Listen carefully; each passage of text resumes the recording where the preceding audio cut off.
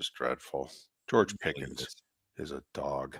Boy, and he could be so good if he wanted to be. He's lazy. Oh man, and then drops what's thrown to him. It's a bad combination. I don't see how they can stick with him.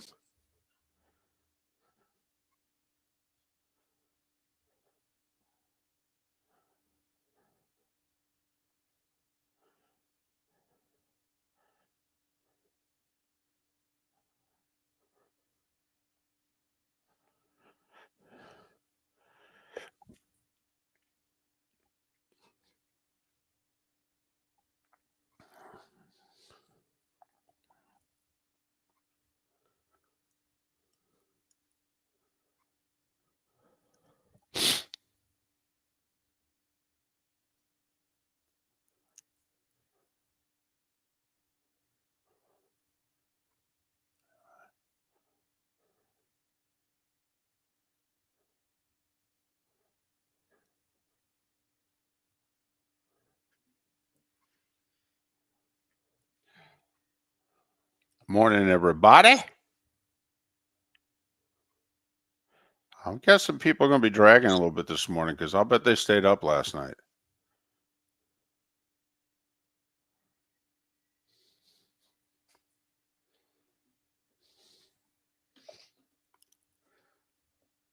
Yes, definitely. Bucks did make you sweat. Man, did they ever.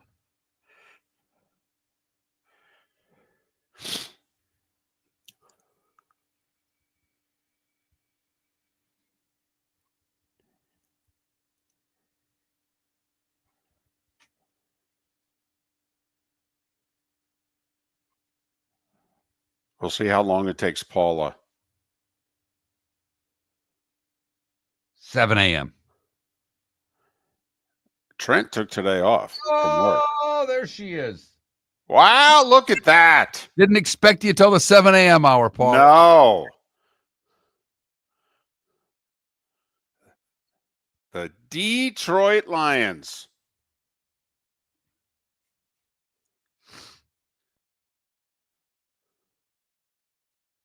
Ambient, I was happy for you yesterday. Yep. You and Irish football. Especially I got to be honest. I wasn't as happy for Irish football. I was happy for you, Ambient. Also, I love the fact that you got to enjoy it. You knew right away. You're like, oh, this is going to be a coronation. It was a coronation. It was there was, the Bucks game was different. The Bucks game made you sweat. Right. The Saints showed up and played for the city of New Orleans. The Chiefs were like, man, we were late getting here. Just do we have to play? Can we forfeit? Paula said, without an alarm. That's how psyched you are. You love those highs.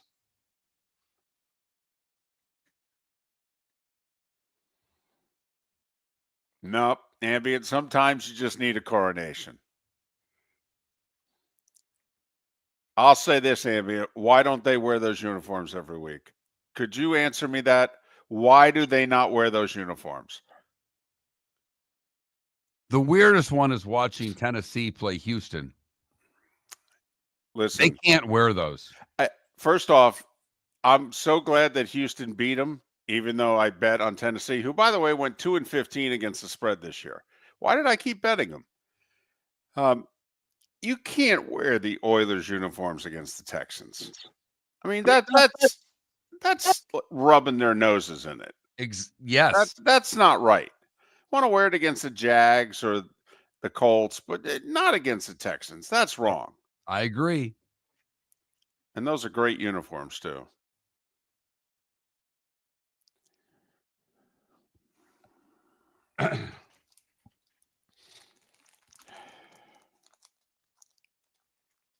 All right, 10 seconds.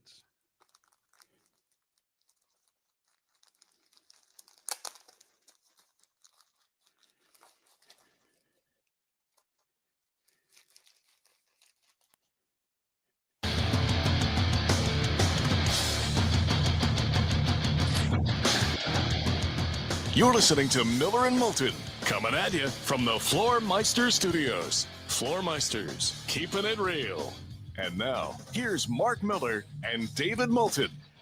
Top of the morning to you on the first Monday of January. It's our first overreaction Monday, but we think Robert Kraft beat us to it. How the heck are you, Miller and Moulton? MillerandMoulton.com, Miller_Moulton on X. Thanks so much for being with us. Terrific little football weekend. Boy, a Sunday that looks like a bunch of dog games were, for the most part, anything but. And then, of course, a coronation. Couple of them. How about those Detroit Lions, huh? What a performance. What a performance. That defense been decimated by injuries, and they go out and give their best performance of the year against one of the best offenses in the league. Unreal. What a performance by the Detroit Lions defense yesterday, or last night, rather. And you know what, guys? Take a few days off. You've earned it. How about that? But man, oh man, sweating out the NFC South, not sweating out who the 7th seed was going to be in the AFC, seeding up for grabs everywhere. And Mark, I get to go to California for the 8th time this year. Yeah, of all the things that happened yesterday, I felt badly for you, David. It was either LA or Tampa. Right. Could have been Atlanta. I Right. mean, for a while there, Atlanta's leading, the Bucks are losing. It's like, well, okay, Atlanta works. I'll be doing college hoops in Kentucky. That's an even shorter route. Great. Fantastic. No. Jimmy G. Never done anything for me.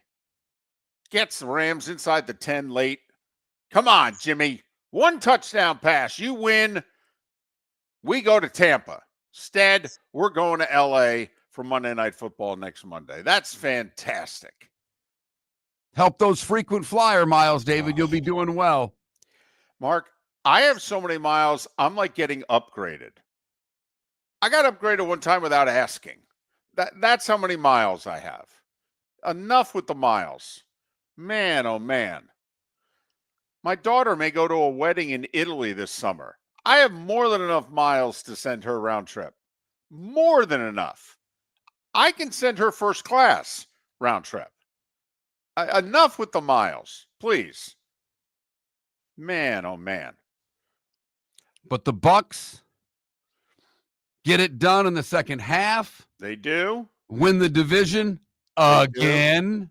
4 in a row. Thank you very much. 3 teams in the NFL, Mark, have made the playoffs 5 years in a row or more. Do you know who the teams are? I do, David. It would be the Chiefs, the Bills, and the Tampa Bay Buccaneers. Mark, here's another question. There are 3 teams who have won their division 4 or more years in a row. Do you know who those teams are, Mark? I'm guessing it's the same 3. The Chiefs, the Bills, and the Tampa Bay Buccaneers. There you go. That's right. That's right. Could you get less pub credit from the national, hell, local and regional media for that matter? Hell, even from their fan base. You do know, guys, they've never done this before. 5 years in a row in the playoffs, 4 straight division titles. They'd never done either before.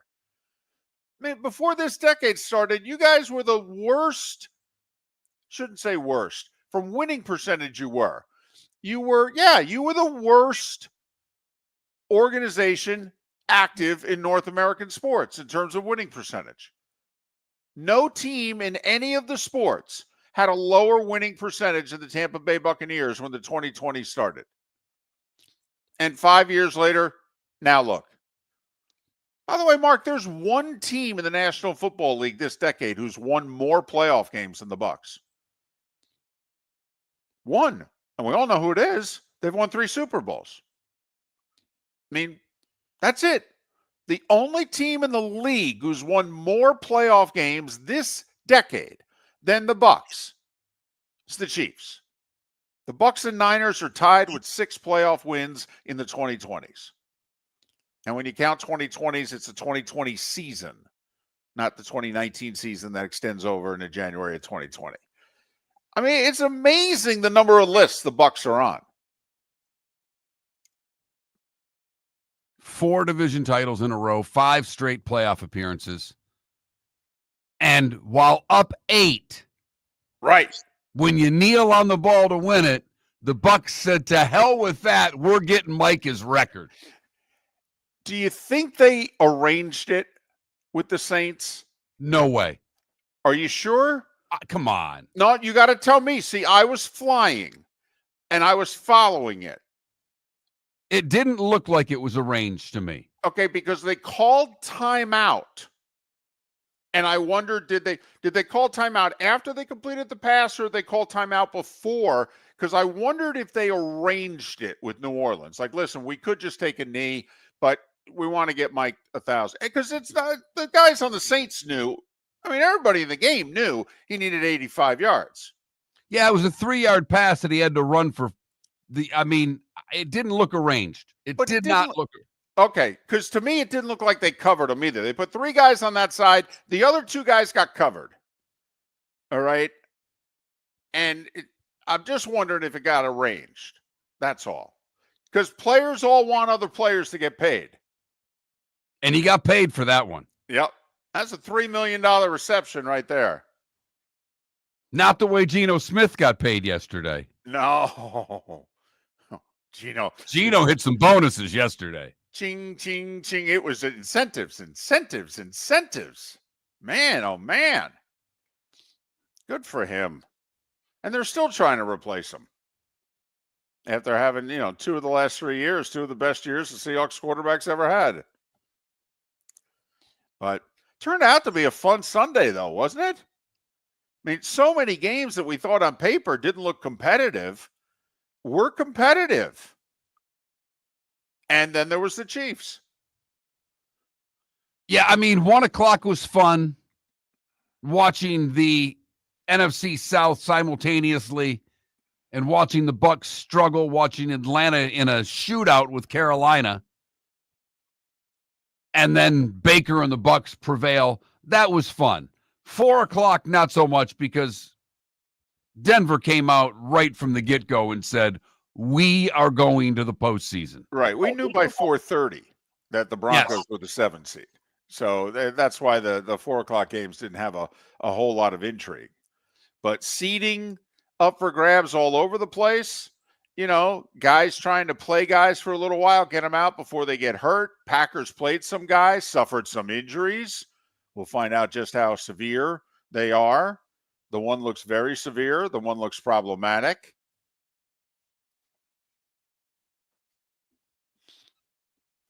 So I don't know. I enjoyed it. And some teams went from drafting first to not. A lot of draft position changed yesterday. So did he get fired because he won and cost him the number 1 pick and dropped them to 4? Or was the firing planned in advance? I mean, they had a statement ready pretty quickly. So you knew that before kickoff. Robert Kraft knew he was firing him. I just didn't know if he would go through with it if they lost and he kept the first pick. But since he won, he's like, well, he's got to go now. By the way, that screams they're getting Mike Vrabel. I mean, I want Vrabel to go to Vegas now more than ever, David. I want Tom Brady to win the battle of Vrabel. I mean, that screams Vrabel's going to New England. On the day it gets announced, Vrabel's interviewing with the Jets. Do you think at that moment Kraft decided, that's it, we're firing Mayo? I think you're on to something with that one, David. Do you think Vrabel knew he'd get the Patriots job the minute he agreed to the Jets interview? And, interviewed early. Was the first real interview. Got that press out there very early. Man, oh, man. Was Mayo fired before halftime of the 425 games? I think he was. Wasn't Mayo fired? I almost felt like I knew Mayo was fired before the Broncos scored. I got a text at 5:23 that he was fired. He barely finished the post-game presser, for goodness sakes. Exactly. Wow. And so it is Black Monday. There will be more firings. I don't know how many will come during our show. The odds are it will happen at 10:01 like it does with every other bit of news when it comes to Miller and Moulton. Well, Mark, part of the problem that it may happen later today is the fact that, the Jaguars only landed in Jacksonville like 2 hours ago. Right. They sat on the tarmac for 7 hours or something like that? So their chartered flight did not take off till after 1 a.m. from Indianapolis. They sat on the plane for 7 hours. Hello. So they landed at, 4-ish, a little before then. By the time they, then got off the plane, onto the buses, pulled into the parking lot, it was darn near 5 a.m. The Jags are literally going to bed now. If you're Khan, okay, and you're going to fire those guys, do you fire them after or do you let them go and sleep? Well, I don't think Mr. Khan was greeting the plane. Well, he went to Indianapolis. He was at the game. So I think he was sitting on the plane on the with plane. them. Yeah. Oh, that's a long 7 hours. That's a long, I mean, I don't know how much, Snarples, Euchre, Cribbage. I don't know what they're playing anymore on the plane. It's a lot of card games, David. Well, and if you're planning on firing the coach and general manager and they're on the plane with you, do you make conversation with them? Do you sit around? Do you shoot the bull? Do you play cards? Do you fire them and then play cards? I mean, how does it work? It seemed awkward to me. Seems awkward. It seems very awkward. That had to be a grueling 7 hours for everybody involved because we all know or believe to know what the inevitable is. Right. Miller and Moulton. On this overreaction Monday, which Robert Kraft beat us to. I mean, sometimes the firings happen on Sunday nights. They don't happen on Sunday afternoons. Spitz is telling us he's living in Boston, following us on Twitch. He said they led the 5 o'clock news with it. Miller and Moulton, thanks for being with us. We started our show 18 years ago and have been fired 3 times. But Miller and Moulton have never lived on the edge like we are now. We have our best morning ratings ever and are steadily adding affiliates. Yet, we only have a few sponsors, and if that doesn't change, we cannot continue. But if you want to advertise on Miller and Moulton, reach out to one of us directly by texting sponsor to 21,000 or by contacting me on X at @MarkMiller or David at @TheDavidMoulton. You can save Miller and Moulton and make your business some serious money by texting 21,000 now. Visit Jason and Todd at the Diamond District. The new year is here, and with it comes new beginnings and new opportunities. At the Diamond District, Jason and Todd are inspired by the possibilities ahead. Whether you're celebrating a new love, renewing a commitment, or making a milestone, make it magical with a diamond from the Diamond District. Jason and Todd look forward to shaking your hand and welcoming you to our Diamond District family. At the Diamond District. American Paint Supplies, for nearly 30 years, is your one-stop shop for all your coating needs. If you are a designer, a contractor, a professional painter, or a weekend warrior, American Paint Supplies is the place where experts go to get expert solutions. At 6100 Shirley Street in Naples off of Pine Ridge, American Paint Supplies delivers the best solutions with the best products with the best support. Meet Gene and his team today at American Paint Supplies. Call 239-566-2700. That's 566-2700 or online at AmericanPaintSupplies.net. Gentlemen, as your wife mentioned getting new flooring, but you don't want to go through the hassle, well, go see the Floor Meisters in Naples next to Costco. They understand your time and money are important, so they'll make it as painless as possible. With a huge in-stock selection of carpet and Cortec, they can get you the floor your wife's been asking for. They carry wood, vinyl, carpet, and tile. If you do it yourself, no problem. They can handle that as well. So go see TJ at the Floor Meisters and tell them, just keeping it real. This is Miller and Moulton.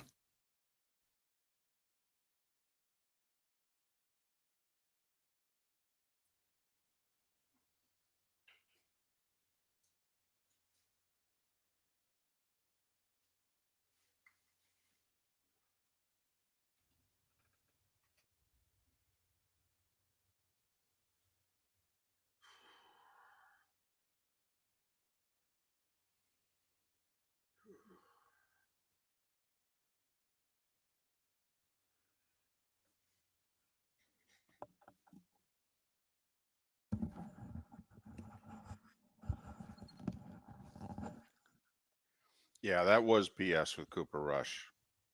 I hope he pays him.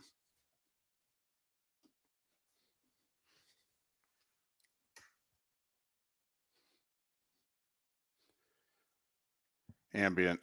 Did they block? I mean, how many plays did Wentz have proper blocking? I mean, honestly, the guy was ducking and running and moving for his life the whole game.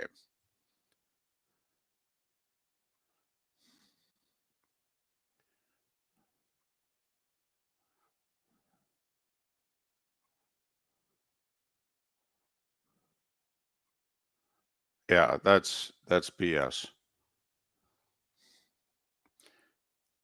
If I'm Cooper Rush, I have nothing to do with them ever again.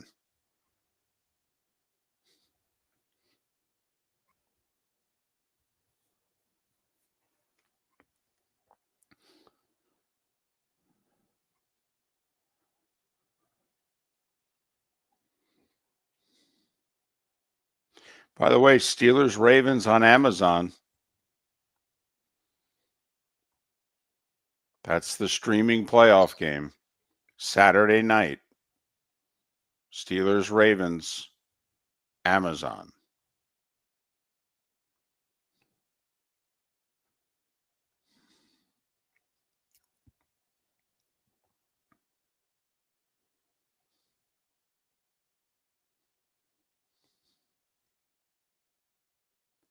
I know. That's a big line for that game.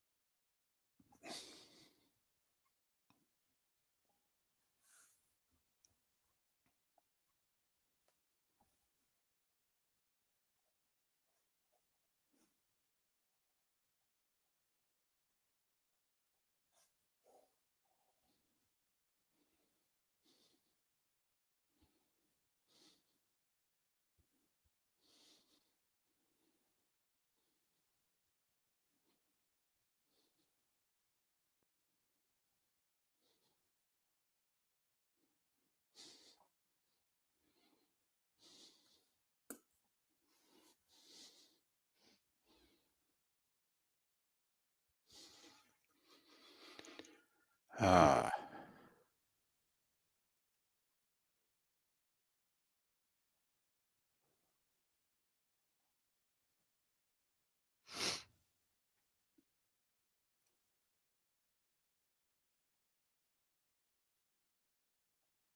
Well, yeah, every network who has a streaming service is streaming it, but the Steelers Ravens game is the only game in which you can only get it on streaming.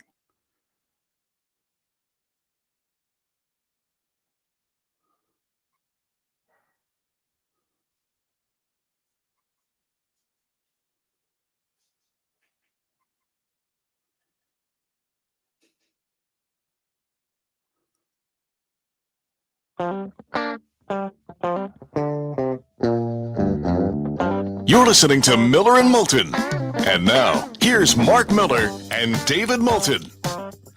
At 21 minutes past the hour, top of the morning to you. How the heck are you? It's an Overreaction Monday, the first one of 2025. Hope you had a great weekend, and thanks for starting your week off with us.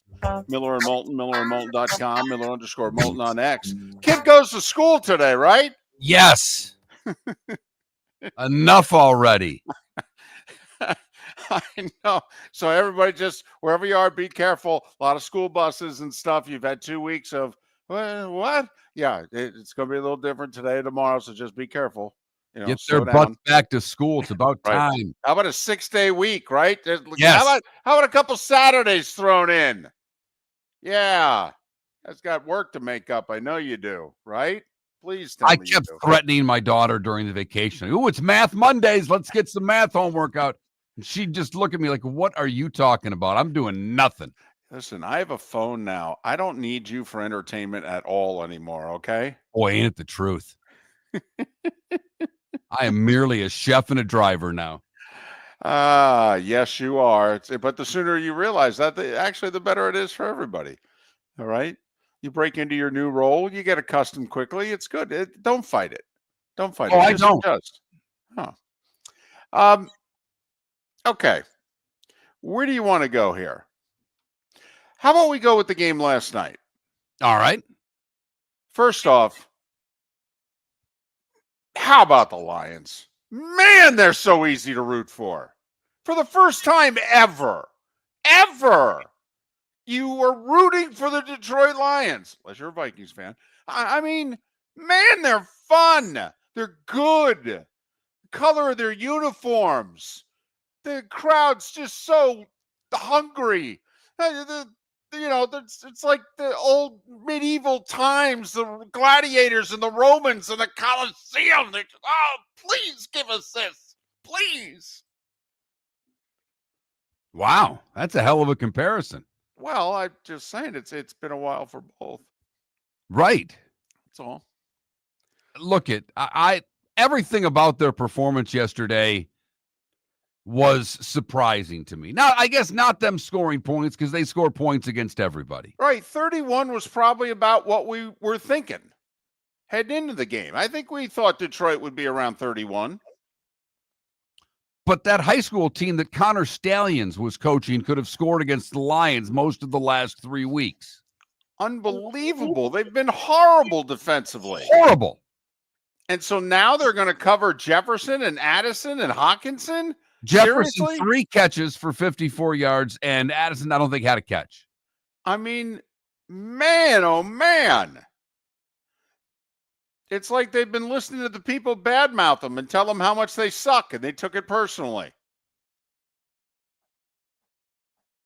Unbelievable. And by the way, tell me Aaron Glenn doesn't get a job now. Come on now. Yeah, Detroit, get this done now because both your coordinators are going to be head coaches next year. They're gone. I don't know what to tell you. Yeah, you got to win the Super Bowl this year because they're both gone, and they should be, and they've You've earned said it. Glenn to New Orleans for a while. It makes I a lot have. of sense. He's got ties there. Yep. I've seen Ben Johnson's name rumored with Jacksonville for a couple of weeks. Wouldn't surprise me at all when Peterson gets blown out to see Ben Johnson get that job. Obviously, the Chicago job's there as well.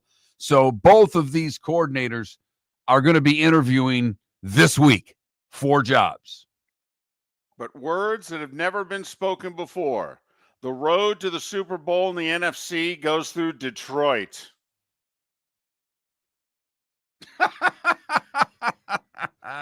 I'll be damned. I mean, really and truly. Yep.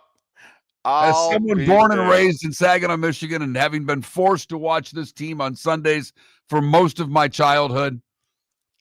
In fact, I was rotten when I first met Gary Danielson. When Gary first came in the studio, we finished up our hour, had a great hour, and Gary was great to me. And Gary looked over at me. He goes, I don't get it. You're a Sparty. You went to school there. I get that. You're a Tigers fan. You're a Red Wing fan. You're a Piston fan. Why not the Lions? And I looked at him with a straight face. I said, Gary, you're the best quarterback we've ever had in my lifetime. And they didn't have to finish it. Gary looked at me. He goes, you weren't alive for Landry? I said, barely. I don't really remember it. He's like, okay. He took that pretty well. But then again, he is the same guy who gave the pregame speech in San Diego before a Lions-Chargers game and said, guys, we're in trouble. They've got Fouts and you've got me. So you really need to play well. But we'll have days, hopefully weeks, to celebrate the Lions. Quick sidebar here. Going to change subjects even. Sam Darnold cost himself a lot of money last night? Didn't look good, David. No. Missed a lot of open guys throughout the game. Yes. There were plays to be made. Yes. Detroit's defense was terrific, but Sam Darnold helped. He seemingly did. Yes. Was it 18 for 41 for 166 yards? Ouch. Yeah. I mean, I think Brock Purdy threw for $166 and a quarter and a half Monday night against him with his backup receivers. I mean, 18 for 41. I mean, nowadays, if you complete less than 60% of your passes in an NFL game, they look at you like, man, you suck today. He completed less than 50% of his passes. He does have the best receiver in the game on his team, right? Or second best. Yeah. I mean, it's him or Chase. Yeah. Uh-huh. You know, he's got a top 6 receiving tight end who had some moments last night too. All right. But he's a heck of a pass catcher. As far as number 2 wide receivers go, I'd put Addison in the top 10 of number 2 wide receivers. And he didn't have a catch, David. Nothing. Zero. Zilch. Nada. Who was covering those guys? Mike Haynes and Lester Hayes? I mean, seriously. Who was out there covering them? That dates me, I know. But, I mean, what? Dion lock him down? I mean, what did I miss? Did Surtain play against the Chiefs, leave at halftime, and show up in Detroit? I mean, my goodness. But Darnold seemed not good last night, if you know what I mean. There's kind of like, when we said going in, well, you know, Goff's played in the Super Bowl, 2 NFC title games before. This is the biggest game of Sam Darnold's life. And Mark, he kind of played like it was the biggest game of his life, and he knew it.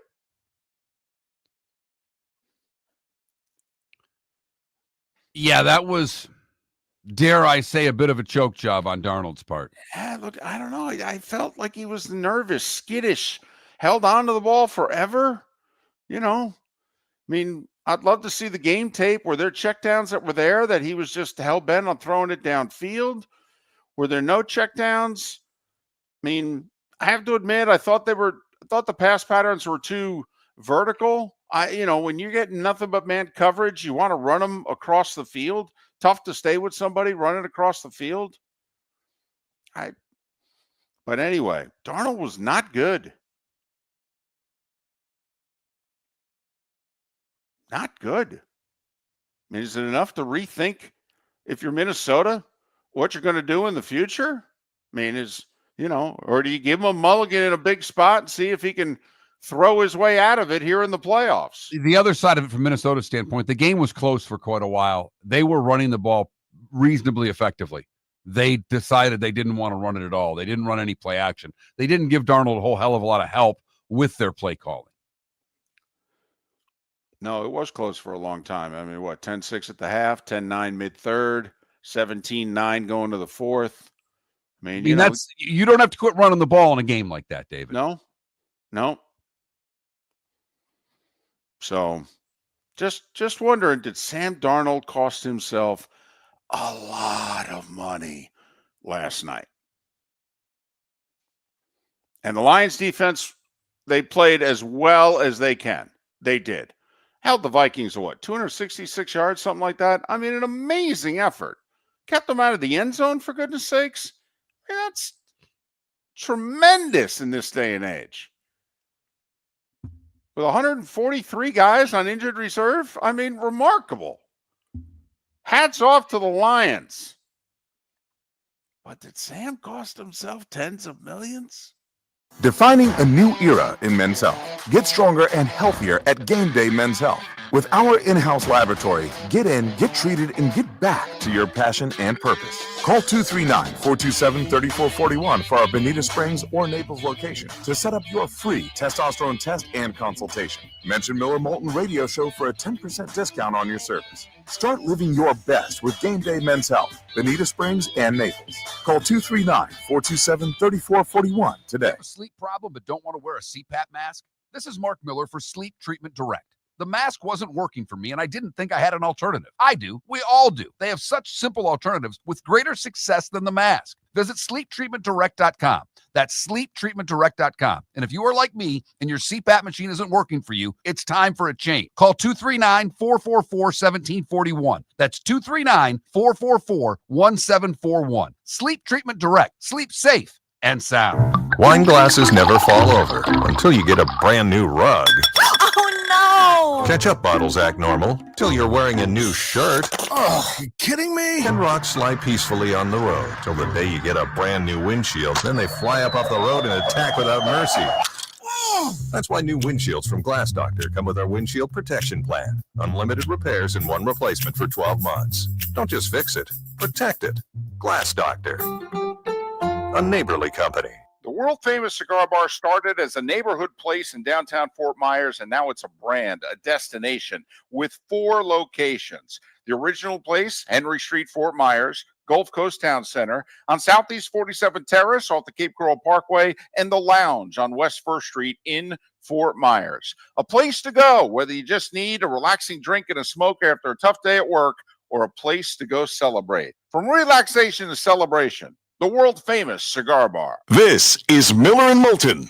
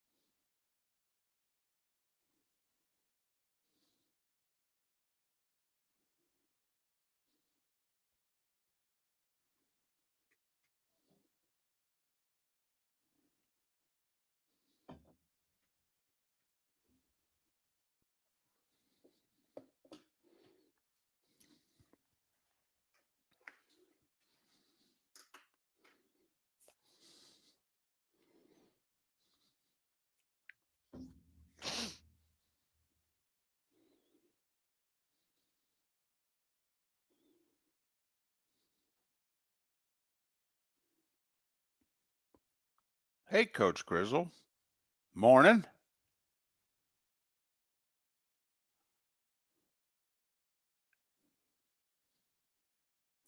So if you're a Falcons fan, are you bummed because you missed the playoffs, or are you going, damn, our quarterback looks pretty good?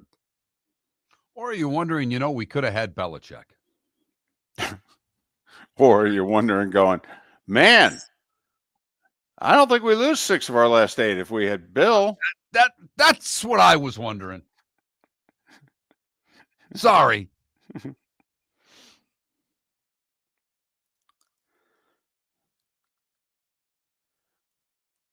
The behind-the-scenes scoop as to why the Bucks are Sunday night. Yeah, the Bucks are not Sunday night. Jaden Daniels is Sunday night. Okay, here's how it goes. Fox lobbied hard for the Packers-Eagles, and they also lobbied for the time slot.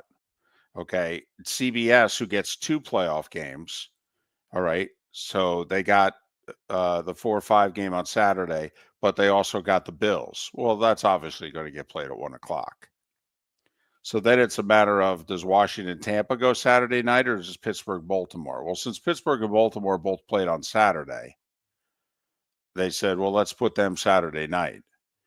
So that left Washington-Tampa.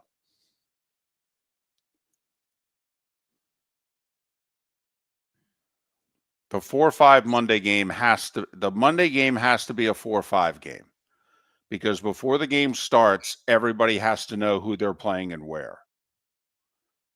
And since the NFL reseeds, you can't have it be a 3-6 or 2-7 game on Monday, because that could change who plays whom and where. So that's why the Monday night playoff game is always a 4-5 game. And 4 years in a row now, it's the NFC 4-5 game.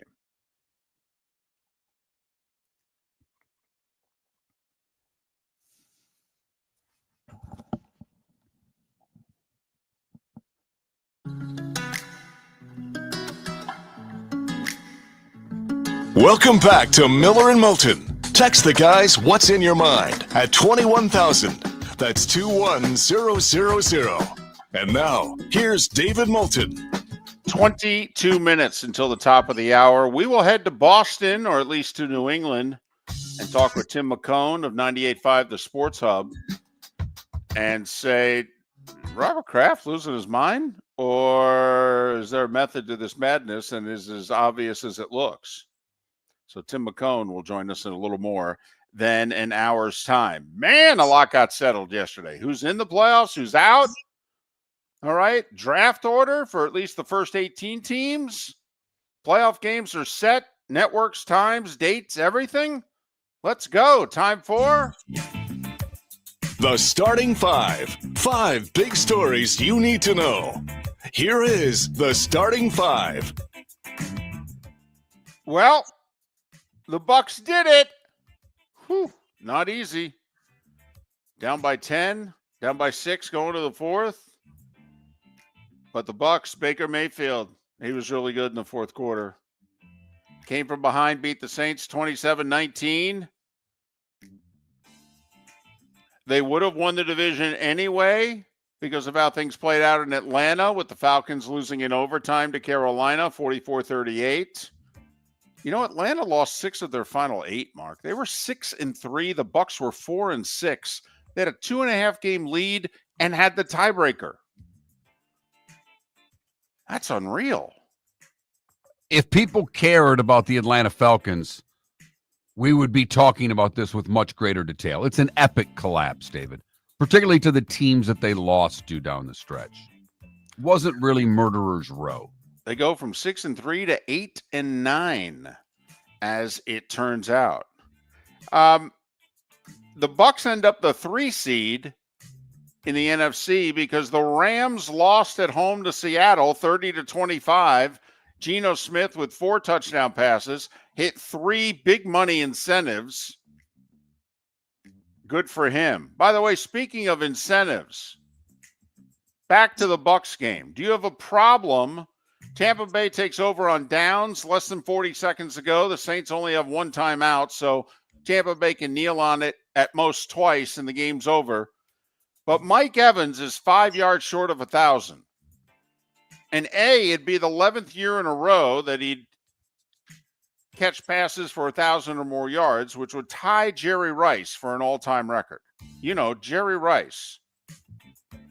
But also, it was worth $3 million in incentives if he got to 70 catches and 1,000 yards. And he got to 70 catches earlier in the 4th quarter. Do you have a problem, Mark, with the Bucks not taking a knee and throwing a little pass to Evans where he gets 9 yards so he can get over 1,000, and then they took a knee? I was stunned that they did it, but in the moment, I thought it was cool as all get up. I really did. I was fired up. I was watching it. You had texted me, said, are they going to throw it to him? I started laughing at you. I know. You said, no way. Are you kidding me? You kneel on the damn ball and win the game. But when they threw it to Evans and he catches it about 3 yards past the line of scrimmage, runs for 5 more, I was jacked. I rooted for the Bucs the whole game. My wife looked at me. She goes, "Why are you rooting for the Bucs?" I go, "Because they're going to win. We live here. They're going to win the division. I don't want Atlanta winning the division. I want Baker and the Bucs." So I thought it was, for lack of a better term, it was a really cool moment. I mean, I'm thrilled. I mean, you and I are presidents of the Mike Evans fan club, of which now all of a sudden there are a lot of members. Yes, and wow. I want your membership fees. I mean, now all of a sudden Mike Evans is clearly a Hall of Famer. Really? Man, we got ridiculed for 2+ years saying that. I mean, ridiculed. Wow. Now he's a Hall of Famer. Oh, now. Oh, okay. Anyway, but the Rams are now the 4, and the Bucs are the 3 seed. And so the Bucs are going to play the Commanders, because the Commanders rallied late. They beat the Cowboys 23-19, which clinched the 6 seed. They also would have clinched it because the Bears kicked a field goal on the final play of the game to beat the Packers. So the Packers are the 7 seed. Worth paying attention to, though, the Packers played their regulars for a while, and then some of them started getting hurt. Watson, the wide receiver, had to be carted off with a knee injury. Jordan Love has an elbow injury to his throwing arm. That seems problematic. So we'll see how they are going forward. Packers lost. Bears snapped their 10-game losing streak for this year. They snap an 11-game losing streak against the Packers. All right, back to the games that really mattered. Denver needed a win to make the playoffs for the first time since 2015. Well, they whooped the Chiefs, and they looked great doing it. Bo Nix completed like his first 54 passes or something like that. And they wore the right uniforms, and they looked great. They beat the Chiefs 38-0. And the game wasn't even that close. So hats off to the Broncos. They're the 7 seed. They're going to get Buffalo. The Dolphins needed the Broncos to lose to have a chance. Well, the Dolphins couldn't even beat the Jets. If it's Aaron Rodgers' last game, he goes out throwing 4 touchdowns. What did he get to? About 503 now? Because didn't he go in at 499? Something like that? Exactly right, David. 503. But the Jets beat the Dolphins 32-20. First time in 5 years, the Dolphins with a losing record. They finished 8-9. Oh, yeah, Tyreek Hill wouldn't play the fourth quarter. McDaniel went to put him on the field in the fourth quarter, and he had let the coaches know he's unavailable. And after the game, he made it sound as if he's no longer going to play for the Dolphins. Oh. Also made it sound like he didn't pull himself. Right. And McDaniel, he tried to say that McDaniel pulled him. Right. And McDaniel was very quick to say that's not the case. Right. I won't comment any further, but I was told he was unavailable, is what McDaniel said. Where are we? So the Jags and Colts played because, well, it was scheduled and they sold tickets. By the way, McAfee didn't go. He's got that suite at the ground level, and it sat empty. And obviously, former player, big fan, talks about him a lot on his national show. The suite was dark and empty after he had come out on Friday and said, trade the whole team. He said, then he named like 4 guys. He goes, okay, you can keep these 4 guys. Everybody else, get rid of them. And I mean, Anthony Richardson, Jonathan Taylor, he's like, yeah, get rid of them all. They suck. Oh, okay. Colts beat the Jags 26-23 in overtime. Jags finished 3-14 and with the 5th overall pick of the draft. And then their charter flight was stranded in the snow for 7 hours. They didn't leave Indianapolis till after 1 a.m. They didn't pull into the parking lot at Everbank Stadium in Jacksonville till like 4:45 a.m. So the Patriots had the number 1 pick of the draft. All they had to do was lose to the Bills. They beat the Bills 23-16. And then Gerard Mayo got fired within an hour. Done. Just like that. Wow. 1 year, 3-14. I thought he was the leader that you needed to replace Belichick with. He had a big presser and everything. What? He developed Drake May, right? you like how Drake May looks, right? I mean, no, couldn't even get a second year. Okay. Right, with all the talent that he had on that team. I mean, Right. I mean, it's a loaded roster. A roster just littered with talent from top to bottom. They certainly underperformed because of the coach, right? Right. Tell you what, though, they did beat the Bengals opening day, and that did keep the Bengals out of the playoffs at the end of the day. Chargers move up to be the 5 seed in the AFC. They beat Vegas 34-20. So the Chargers are going to get Houston, who finished their season with a win in Tennessee. Texans are 10-7. They'll host Harbaugh and the Chargers. By the way, Tennessee with the number 1 pick of the draft. Has Tennessee ever had the number 1 pick of the draft? No, they have not. First time ever. So Tennessee number 1, Cleveland 2, the Giants 3, New England 4, Jacksonville 5. We'll have a quiz later on in the show. Give it up for the Lions. Man, they looked good last night. What a year. 15-2. They win the showdown against the Vikings 31-9. Gibbs with 3 rushing touchdowns. They held Darnold to 166 yards passing, no TDs. 0 for 4 were the Vikings in the red zone. Give it up to the Detroit Lions. The road to the Super Bowl in the NFC goes through Detroit. I'll be damned. I'm just going to keep repeating that once an hour. I may do it all week. Things that we've never seen or heard in our lifetime.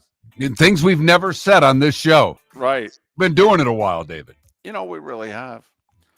Arizona scored late and often to beat San Francisco 47-24. The Niners finished in last place by 2 games in the West. We all saw that one coming, right? Before the season. How the Niners going to do? Well, I think they're going to be 6-11 and finish last. Do you keep your radio job after you say that? Labor Day weekend? I don't know. I still have mine, and I had them 13-4, David. So what did I got mine over here too. Let's see. Let's grab it. I'm looking at how pathetic. 11-6. I had them 11-6. I had them the 3 seed. Right. I had 5 division winners right, David. The other 3 are so pitiful that it ruins everything. You know, you're right. I think I had 5 division winners, right? I mean, in some cases, looked really good. I had 5 division winners, and I had Cincinnati winning the tiebreaker with Baltimore. I could have had 6. But goodness gracious. We'll get to our picks in a bit. Eagles beat the Giants 20-13. Mentioned the Giants with the 3rd pick of the draft. The Eagles, the 2 seed in the NFC. Got to admit, it's a pretty salty round 1 game for being a 2 seed. I mean, they got the Packers. I mean, if Love's healthy, there have been a lot worse 7 seeds, let me tell you. So here are the playoff matchups. Saturday early, Chargers in Houston. That's on CBS. 8 o'clock game on Amazon is Steelers-Ravens. Ravens already a 9.5-point favorite. Wow. All right, 1 o'clock Sunday, Broncos-Bills, CBS. 4:30 Sunday, Packers-Eagles on Fox.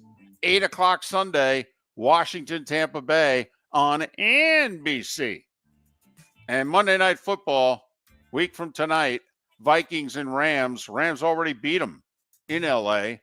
Of course, the Vikings hadn't lost until the Lions beat them yesterday. Quick news and notes. Golf, Hideki Matsuyama shot 35 under for 4 rounds at Kapalua to win by 3 over Colin Morikawa.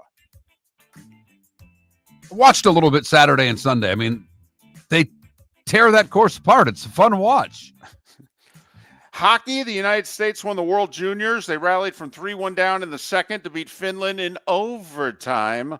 3-on-3 overtime in World Juniors, David. Hate it. It's awful. It's disgusting. I know we won. First time, by the way, the U.S. has ever gone back-to-back in the World Juniors.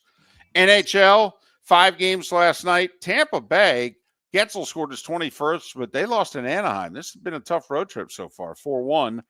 Rangers beat Chicago 6-2, and then 3 overtime games. Islanders over Boston 5-4. Carolina 4-3 over Pittsburgh. And Toronto won their 4th in a row, 3-2 over Philly. Those 3 games all in OT, as I mentioned. You think Orlando kind of took Utah lightly? The Magic have been really good, period, but they've been really good at home. The Utah Jazz went to Orlando last night and won by 13. Ouch. Oklahoma City beat the Knicks and the Celtics over the weekend. Beat the Knicks Friday night, came from like 10 down in the fourth, and beat the Celtics by 13 last night. They won 15 in a row. They're 30-5, and they don't have the best record in the league. The 31-4 Cavs do, and they beat Charlotte by 10 yesterday. I don't know if they officially charged money for this game because the Pelicans and the Wizards played in our nation's capital, and the two teams combined are 13-56. New Orleans won by 12. Houston beat the Lakers by 4, and the Kings have won 4 in a row. They beat Golden State on the road by 30. Ouch. College hoops, Kansas lost their Big 12 opener to West Virginia last week. Had 4 days to prepare for UCF. What do you think the practices were like? Kansas beat UCF, who's a pretty good team. They went to Texas Tech and won their Big 12 opener, UCF. I'm telling you, I've seen them in person. They're good. Kansas beat them in Orlando by 51 yesterday. 99-48, the second biggest win in Kansas Jayhawks history. Oregon, Illinois, Memphis, Purdue, UConn, all ranked teams, they all won. FAU beat East Carolina on the road by 2. Women's hoops, pay attention to this. Paige Beckers left the UConn game with a knee injury. Pay attention. Game of the day was Oklahoma beating previously unbeaten Tennessee 87-86. Hats off to the North Central College Cardinals. They won the Division III football title. They beat Mount Union. And tonight, Mark, is the D2 title. The Bison against the Grizzlies of Montana State. Oh, we're doing this.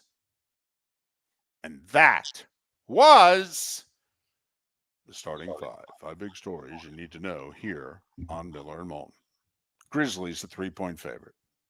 Miller and Moulton would like to thank the sponsors that, quite frankly, saved the show in 2024. Whether it was Floor Meisters, American Paint Supplies, Glass Doctor, Molly Maid, Cigar Bar, Sleep Treatment Direct, the Diamond District, and even the Cape Coral Police Department, thank you. We're hopeful of a great 2025, still needing sponsors, so reach out to Miller and Moulton via X at that Mark Miller or the David Moulton, or text us at 21,000.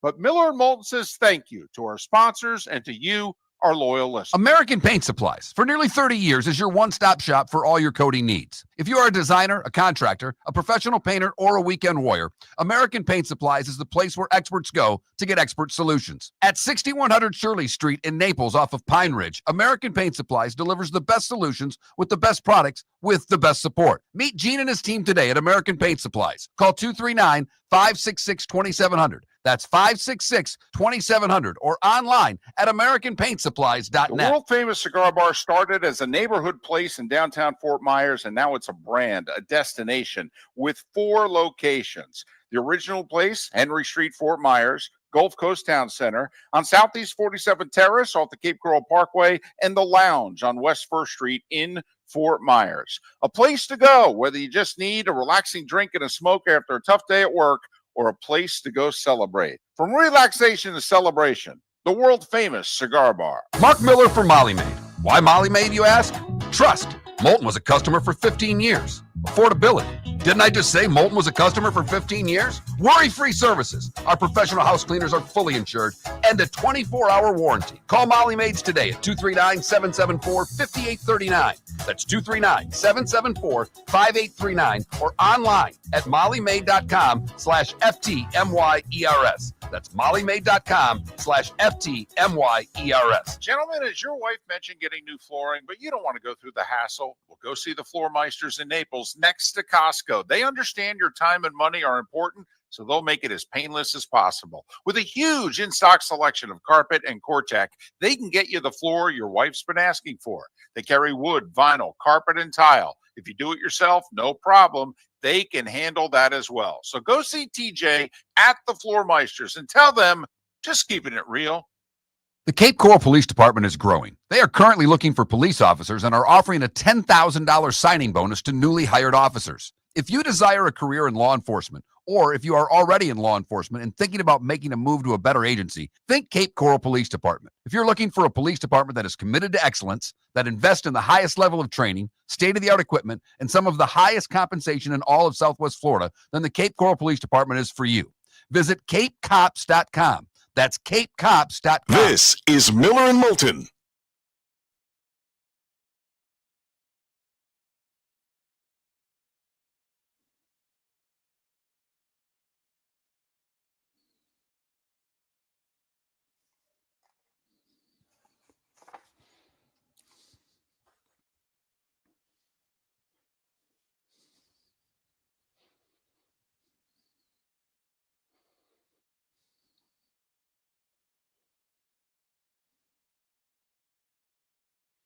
Sonny, that Gator UK game was very entertaining. I don't know if it was old school basketball because they got to 100 points. I was going to say 106, 100.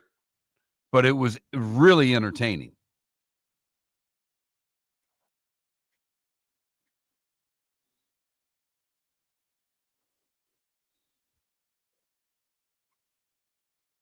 Yeah, Ambien, I got it wrong. I'll correct myself. I got it wrong. Montana's the Grizzlies. Montana State's the Bobcats. I got it wrong. I'll correct.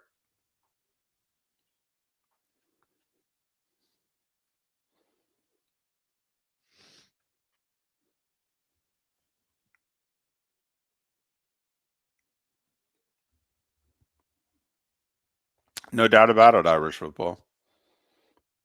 No doubt about it. Do have to ask the question of you, Ambien, and others, though, and you need to be honest. Did you abandon Sean Payton at any point in time in the last 2 years? You know, were you all over his butt with the way he was treating his quarterback last year? Ambien, yep, many times. Okay.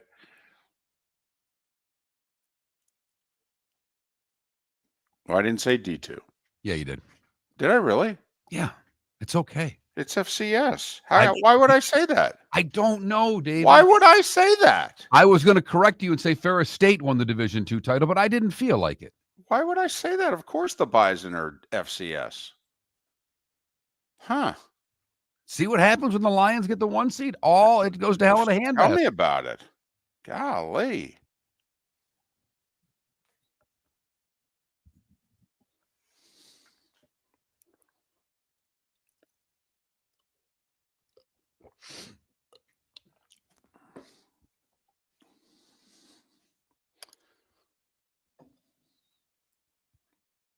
Well, DC, let me ask the question. If you're the Steelers, who's your quarterback next year? Is he on the roster? You going to go the old guy? You going to go Rodgers, Cousins? For a year? You know, you're going to be drafting, what, 20, 21, even if you lose in the first round here?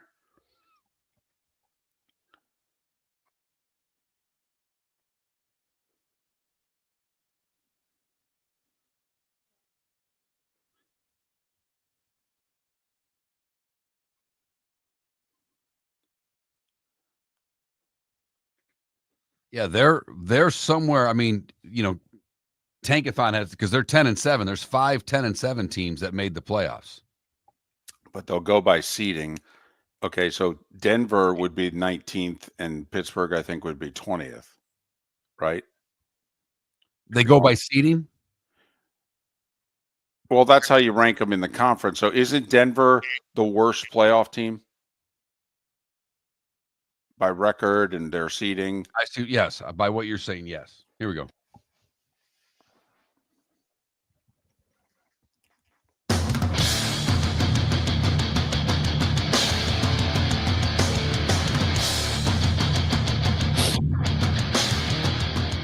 You're listening to Miller and Moulton, coming at you from the Floormeister Studios. Floormeisters, keeping it real. And now, here's Mark Miller and David Moulton. Hour 2 of Miller and Moulton on this Overreaction Monday, which Robert Kraft beat us to by over 12 hours. How dare you, sir? We didn't even get a chance about talking about firing Mayo. You fired him. Do we think it's as obvious a reason as it appears? He fired him because he's hiring Vrabel? I mean, they're tight. I mean, Vrabel got in trouble with the Titans organization because Kraft honored him last year during the Titans bye week. And the Titans organization got mad that Vrabel went to the game so that he could, be there when they honored him, which I think shows you a lot about the Titans organization, to be honest with you. But, I mean, that's why he fired Mayo after a year, right? I would think so. But Brady and the Raiders may have something to say about that. Yeah, they may. But do you have to fire Pierce first? Anyway, Miller and Moulton. I do have to make a couple corrections. I said that with North Dakota State's playing Montana State tonight. Don't know why I said they're playing for the D2 title. I mean, for goodness knows, only been talking about North Dakota State and the FCS for 10 years. So maybe I need more sleep. Maybe the Lions-Vikings game went late last night. I don't know. That's what I blame it on. So, of course, it's the FCS title game. And secondly, I got Montana State confused with Montana in terms of nicknames. Montana's the Grizzlies. They're D1. Montana State's 1AA, if you will. They're the Bobcats. So it's the Bobcats against the Bison.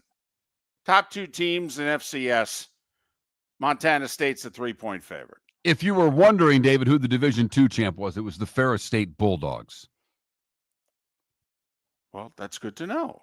Just like we said, the North Central College Cardinals from Naperville, Illinois, they beat Mount Union to win the D3 title. So there. So now we're up to date on that. Hey, just for the heck of it, here's your draft order. First 18. And then obviously 19 through 32 gets determined by who gets eliminated from the playoffs when. So we're going to have 6 teams eliminated here in wild card round. They go from worst regular season team of the 6 to best, and they will get slotted 19 through 24. And then obviously they'll go round by round. All right. Top 4, Tennessee, Cleveland, the Giants, and the Patriots. If you're the Giants, do you think you can hang tight and not trade up and still get a quarterback, or no? Not one of the top 2. I don't think you can. Okay. So you think Cleveland's taking a quarterback? I do. Okay. 5 through 9, Jacksonville, Vegas. The Jets are drafting 7th, Carolina 8th, and the Saints 9th. 10 through 14, Bears, Niners. We all knew the Bears and Niners were going to draft one spot away from one another, right? If we had said that at the beginning of the year, that the Bears and Niners are going to draft back-to-back in the first round, I mean, wouldn't the prediction for the Bears have been making the playoffs and maybe even winning a playoff game? Oh, or San Francisco got upset in the first round. That Right. was, the Bears were ahead of expectations, qualified for the playoffs, and got bounced in the wild card round. And the number 2 seed 49ers were upset by. Yeah, Bears 10, Niners 11. Uh-huh. Dallas, by the way, 12th. See, they like the number 12 in Dallas. They followed 3 straight 12-win seasons with drafting 12. Did you see the move that Jerry Jones pulled yesterday, by the way? Yeah. We need to talk about this for a second. Well, that's why I brought it up. That's not a good move, Jera. That's Bush blank. So Cooper Rush had it in his contract. He gets paid a certain amount of money if he takes 55% of the snaps, right? Right. He had one bonus for 45% of the snaps, which he hit. He had another one coming for 55% of the snaps that he would have hit by starting in week 18. And so they played Trey Lance. And it cost Cooper Rush $250,000. Boy, if you're Cooper Rush, you certainly want to re-sign with the Cowboys, don't you? Or when you're negotiating with the Cowboys and you're about ready to come to a deal, don't you at the very last second go, throw in another $250,000 signing bonus on top of that? Yeah, I'd like that tonight, by the way. So Dallas 12, Miami 13th, Colts 14th, Falcons 15th, Arizona Cardinals 16th, Bengals 17th because they went 9-8, and the Seattle Seahawks, best team that missed the playoffs, a 10-7 NFC team missing the playoffs. That's your top 18 in the draft, which will be at Lambeau, or the parking lot, in late April. So there you go. So if Buffalo beats Denver, since Denver's the 7 seed with only 10 wins, okay, Denver would become 19th, and then they go accordingly. You know, figure it out. But, David, just looking at the top 7 picks, Tennessee needs a quarterback. Uh-huh. Cleveland, I believe, needs a quarterback. Well, we all believe they need a quarterback. The question is, do they have the onions to take one, since they're locked into the $46 million a year guaranteed guy for 2 more years? Makes the most sense to have a rookie quarterback. It's the only way you can manage the salary cap wisely, so I would. The Giants pick 3rd. They need a quarterback. As a matter of fact, they do, Mark. New England picks 4th. They do not. Jacksonville picks 5th. They do not. Vegas picks 6th. They need a quarterback. The Jets pick 7th. They need a quarterback. So 5 of the top 7 need a quarterback. There's only 2 quarterbacks worthy of being drafted in the first round by all accounts. If they're even, if they're considered to be 1 and 2, that's irrelevant. They're considered first round guys. They'll go early. I have a feeling Jalen Milroe is going to get drafted in the first round because of need as much as anything, and people will see the skill set.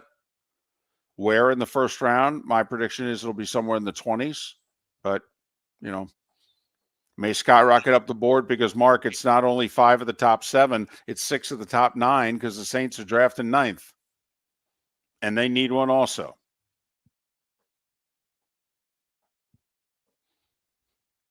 So there's only 2 quarterbacks projected to go in the first round, and 6 of the top 9 teams need them. And that's why you're going to hear a lot of talk about Kirk Cousins and Aaron Rodgers and Russell Wilson during the offseason, because there just aren't enough guys to go around. And what the Vikings do with Sam Darnold after his performance yesterday may add him to the mix as well.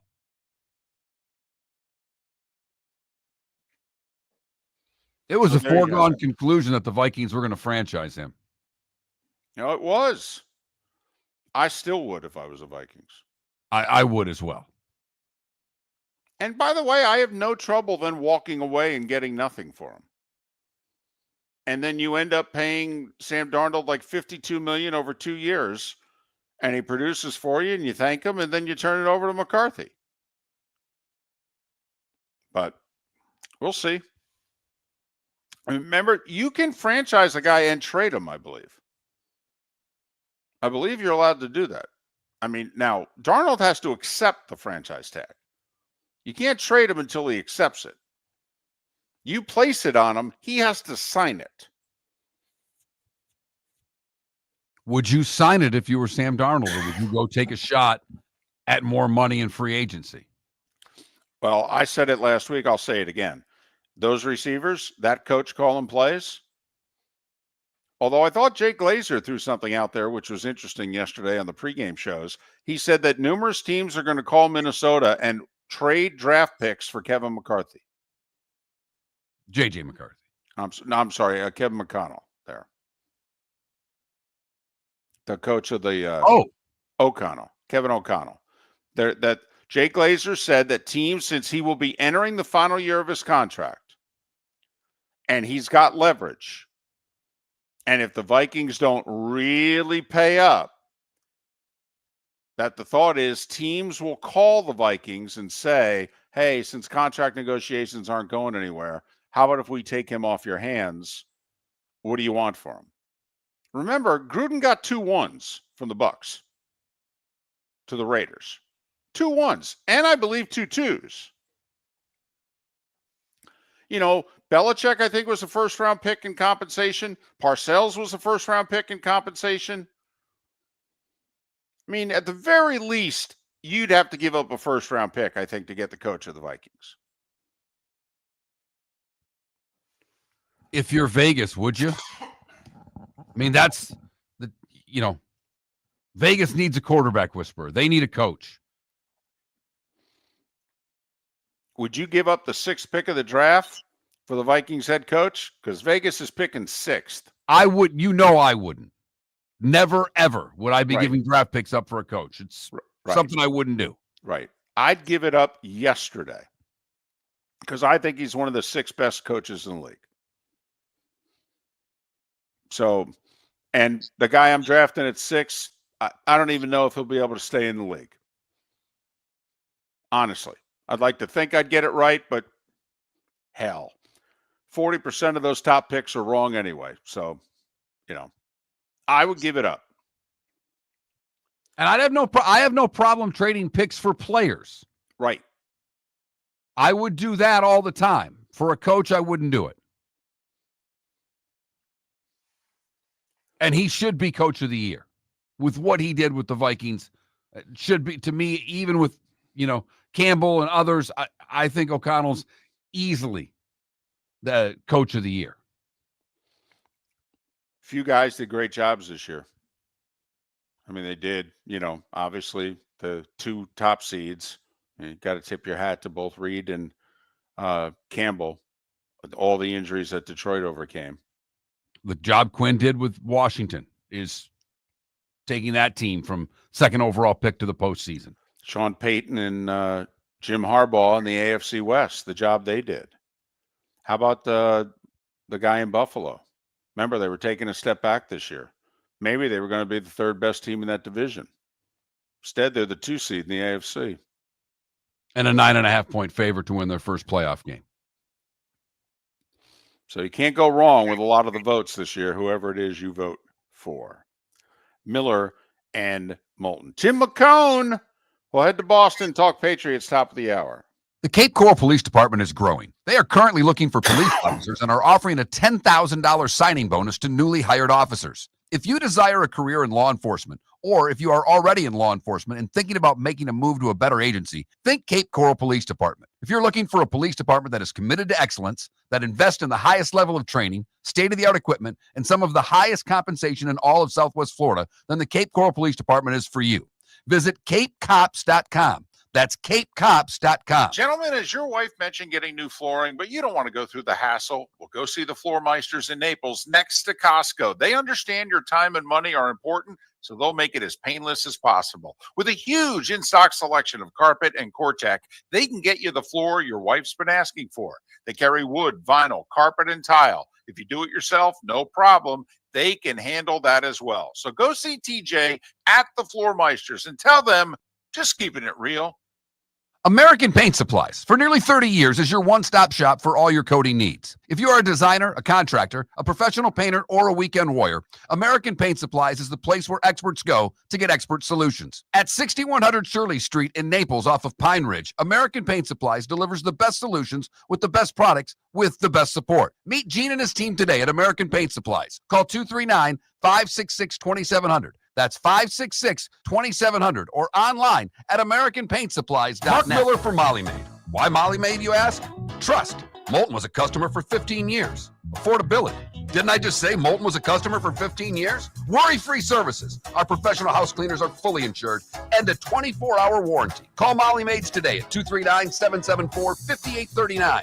That's 239-774-5839 or online at mollymaid.com/FTMYERS. That's mollymaid.com/FTMYERS. This is Miller and Moulton.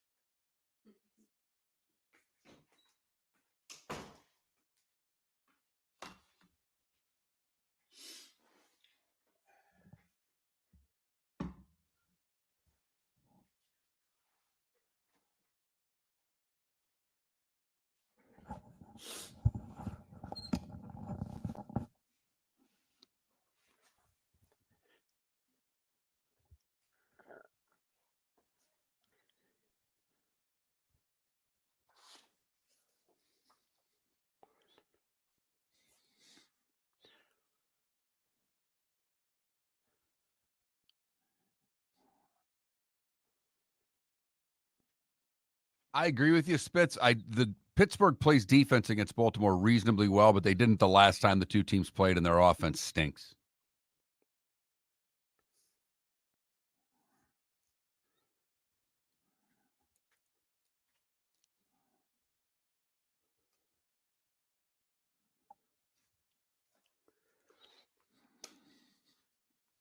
You got your picks in front of you? Season picks? Yeah. Oh, yeah.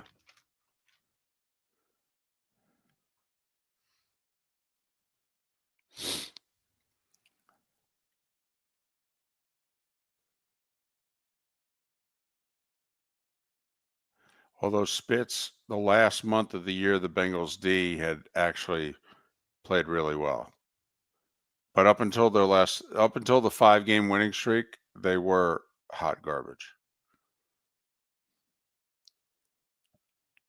But yeah, you're right. I mean, they should have scored more.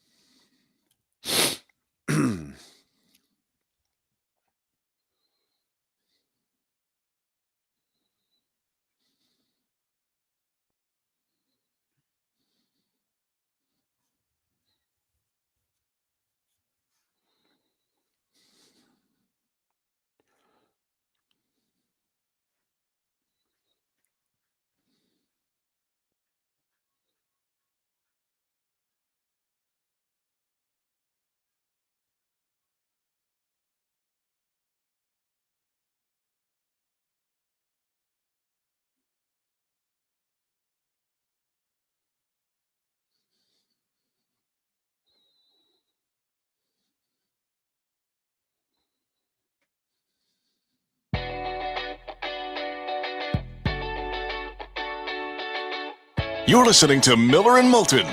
And now, here's Mark Miller and David Moulton.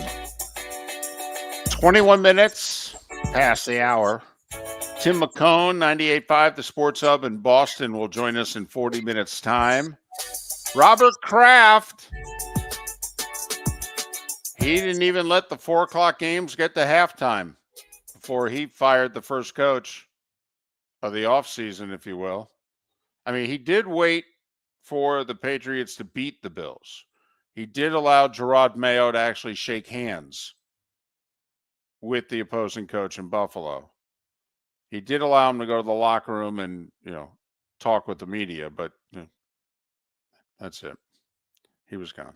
He was done. How many? There are 14 playoff teams, correct? Yes. How many of the 14 do you have to get right in order for you to be able to say, hey, I did a pretty decent job picking who was going to make the playoffs? It was 10? I think that's 71%. I didn't reach that bar. How 9? What do you think is the bar in which you go? Because remember, in a league in which routinely 6 of the 14 are new. So I'm just curious, what is the bar? 10, 9? How many of the 14 do you have to get in your preseason picks to I think 9 or 10 seems to be the number. Yeah, I got 7. I got 8. Yeah. Mm-hmm. I got 4 in the NFC and only 3 right in the AFC. I got the Ravens, Texans, and Chiefs winning their divisions. It's the only thing I got right in the AFC. I had the Texans and Chiefs winning their divisions. I had Buffalo and Baltimore qualifying for the playoffs. Okay. So you got 4 teams then from the AFC. Right. And then I've got 3 division winners right in the NFC. I had Detroit, Philadelphia, and Tampa Bay. The only other playoff team I got right was Green Bay. Yeah, my 4 playoff teams right. I picked Detroit to be the 1 and Philly to be the 2. But I picked Green Bay to be a wild card. I picked Tampa to go 10-7, but I said they would be a wild card. I also picked Seattle to go 10-7. But Seattle missed the playoffs at 10-7. I had them as the 7 seed. So, I picked Seattle to go 10-7, but I picked them as a playoff team and they weren't. So, yeah. Mm-hmm. Yeah, I had San Francisco as the number 1 seed. I had them as the 3 seed. I did have Detroit going to the Super Bowl before the season started, though. As do I. I have them losing to Kansas City. I have them losing to Baltimore. I know. You went with the 3-peat. Which don't laugh. Don't laugh. I think a lot of people immediately go, well, no one's won 3 in a row. So they're like, oh, the Chiefs will go deep, but they ain't going to win it. They may even lose in the Super Bowl, but they're not going to win it. Nobody goes 3 in a row. And you talk like, well, yeah, of course I'm going to pick them to win. I'm a front runner. What do you want from me? I understand, but you also, I mean, you do pay attention to history. And part of me, you know how much I want to see more history while we do this. Yes. Yes. And that makes it even more fun not working for a living. So what's the worst pick you had? Worst pick. I'll tell you, boy, I was all over the AFC West. From this offseason coming up, if the AFC West comes up on this show, Mark, you should just turn my mic off based on last year. Because first off, I had the Chiefs losing 6 games. But I had the Chargers finishing last at 6-11. I had Denver finishing last at 6-11, and the Chargers a game ahead of them at 7-10. I had Denver at 7-10. And I had Vegas with a winning record. And they're drafting 6th. So I was all over the AFC West. Mm-hmm. I had the Jets winning their division, David, at 11-6. Yeah, that's the pick that I look at and go, what the hell were you thinking? I had the Dolphins winning a tiebreaker with the Jets at 10-7, and they both made the playoffs. Yeah, I had the Dolphins at 10-7, tied with Buffalo, both making the playoffs. I had 3 from the AFC East making the postseason. I had the Jags at 10-7. Yeah, they're David. I had the Vikings at 5-12. So did I, Mark. So did I. And I do think we have to nominate Miller and Moulton's worst picks of the year being the Minnesota Vikings at 5-12. Congratulations, guys. They only beat that mark by 9 games. I had Cleveland going 9-8. They went 3-14. So did I. Mm-hmm. Now, I did have the New England Patriots going 4-13. So did I. I had the New York Football Giants going 4-13. And see, I overestimated them. I had them 6-11. I did have them last. But I had Carolina on the clock at 3-14, and Carolina, with a 5-12 record, far exceeded my expectations of what the Carolina Panthers were going to do. As did I, Mark. Instead, they're drafting 8th. We really missed the boat with that one. I did have the Patriots drafting 2nd. They're drafting 4th. I had Chicago going to the playoffs and winning 10 games. I had them going 9-8 and missing the playoffs. Mm-hmm.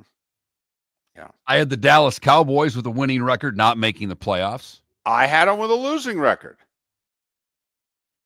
I'll be at 8-9. They went 7-10.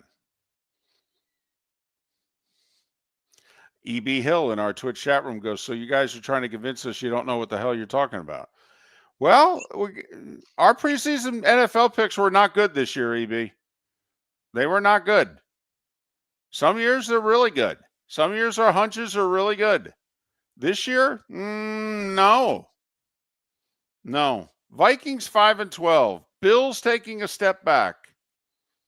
Oh, yeah. Both of us having Denver and the Chargers below 500. Right. Oh, no, we're all over it.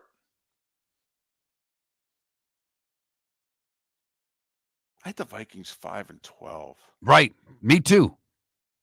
5-12.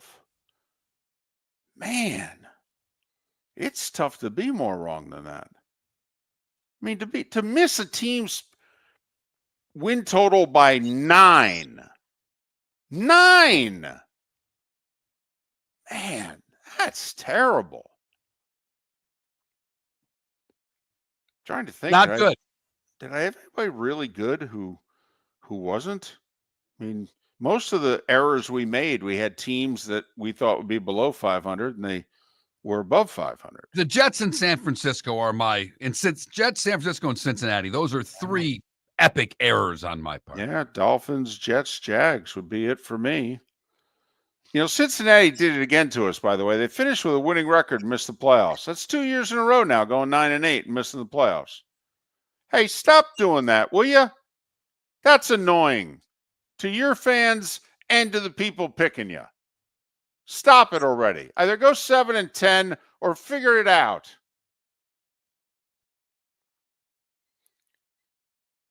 I got ridiculed picking the Commanders to win 7 games.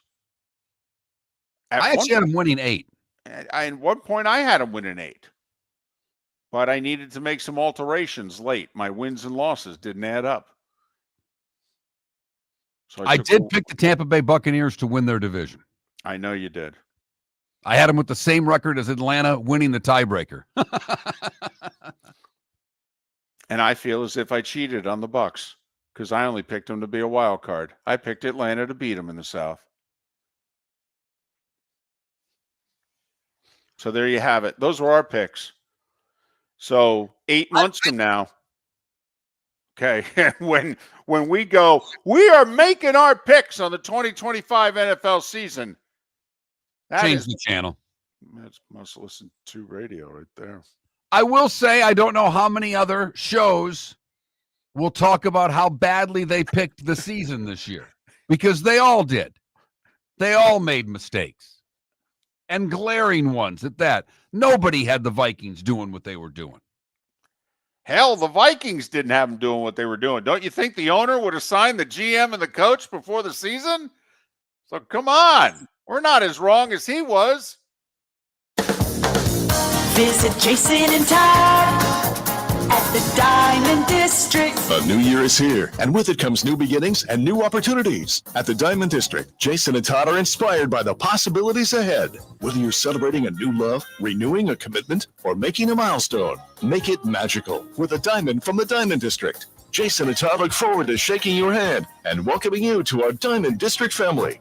At the Diamond District. Wine glasses never fall over until you get a brand new rug.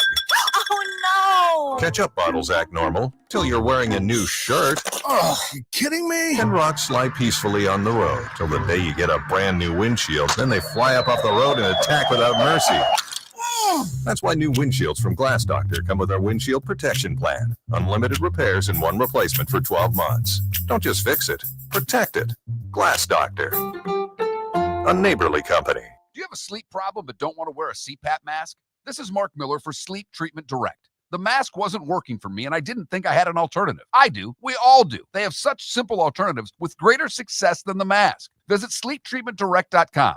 That's sleeptreatmentdirect.com. And if you are like me and your CPAP machine isn't working for you, it's time for a change. Call 239-444-1741. That's 239-444-1741. Sleep Treatment Direct. Sleep safe and sound. The Cape Coral Police Department is growing. They are currently looking for police officers and are offering a $10,000 signing bonus to newly hired officers. If you desire a career in law enforcement, or if you are already in law enforcement and thinking about making a move to a better agency, think Cape Coral Police Department. If you're looking for a police department that is committed to excellence, that invests in the highest level of training, state-of-the-art equipment, and some of the highest compensation in all of Southwest Florida, then the Cape Coral Police Department is for you. Visit capecops.com. That's capecops.com. This is Miller and Moulton.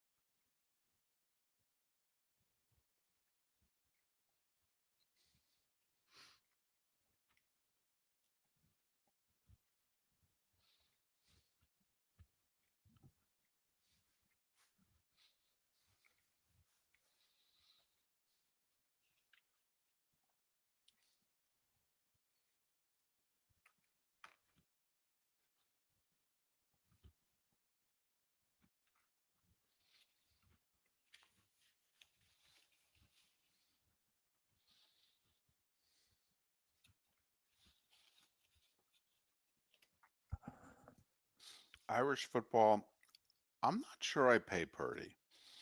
I let him play one more year, making what he's making. He'll be unhappy. And then I think I might tag him. I want to see about this elbow.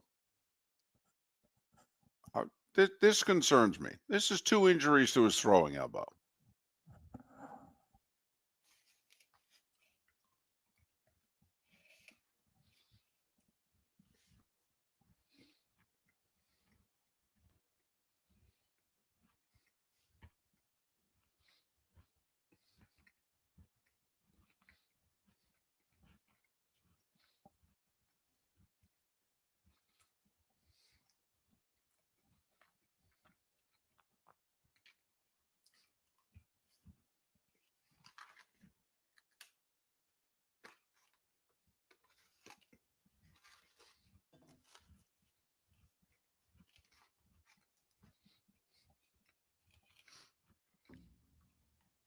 So the daughter has her first out of the area gymnastics week this weekend.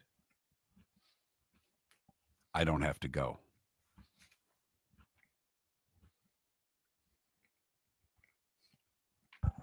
How far away? Winter Haven. 2-night overnight? Just one. But it's Saturday into Sunday.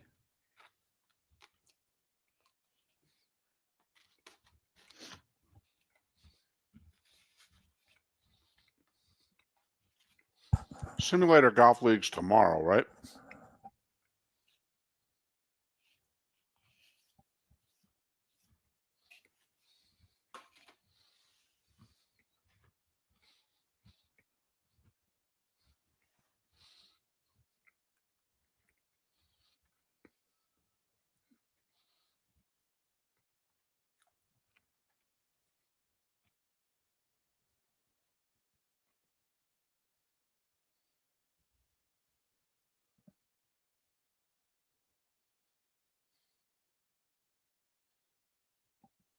Yeah, I think it's tomorrow night.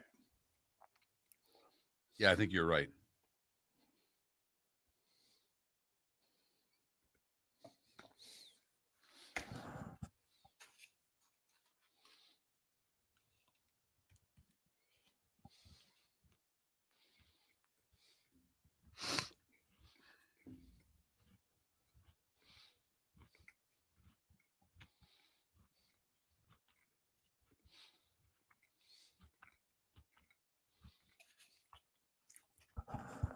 Well, SVP and Tiger are old buds, so at least they used to be. So wouldn't shock me if Tiger comes on SVP at one point to sell it.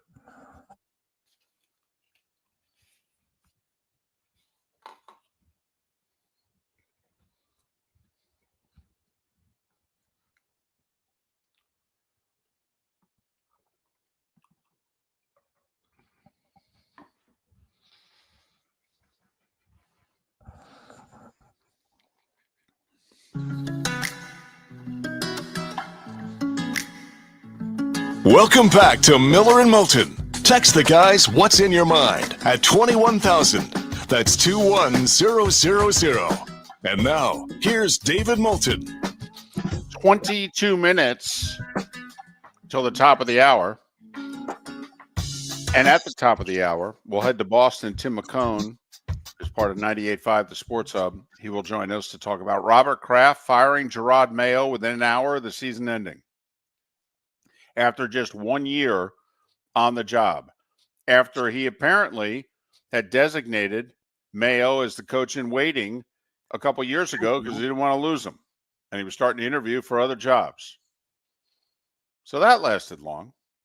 Talked to Tim McKone about the Patriots and where they go from here. But Mark, we just went through our picks preseason, and turned out they weren't accurate enough. We got bad grades.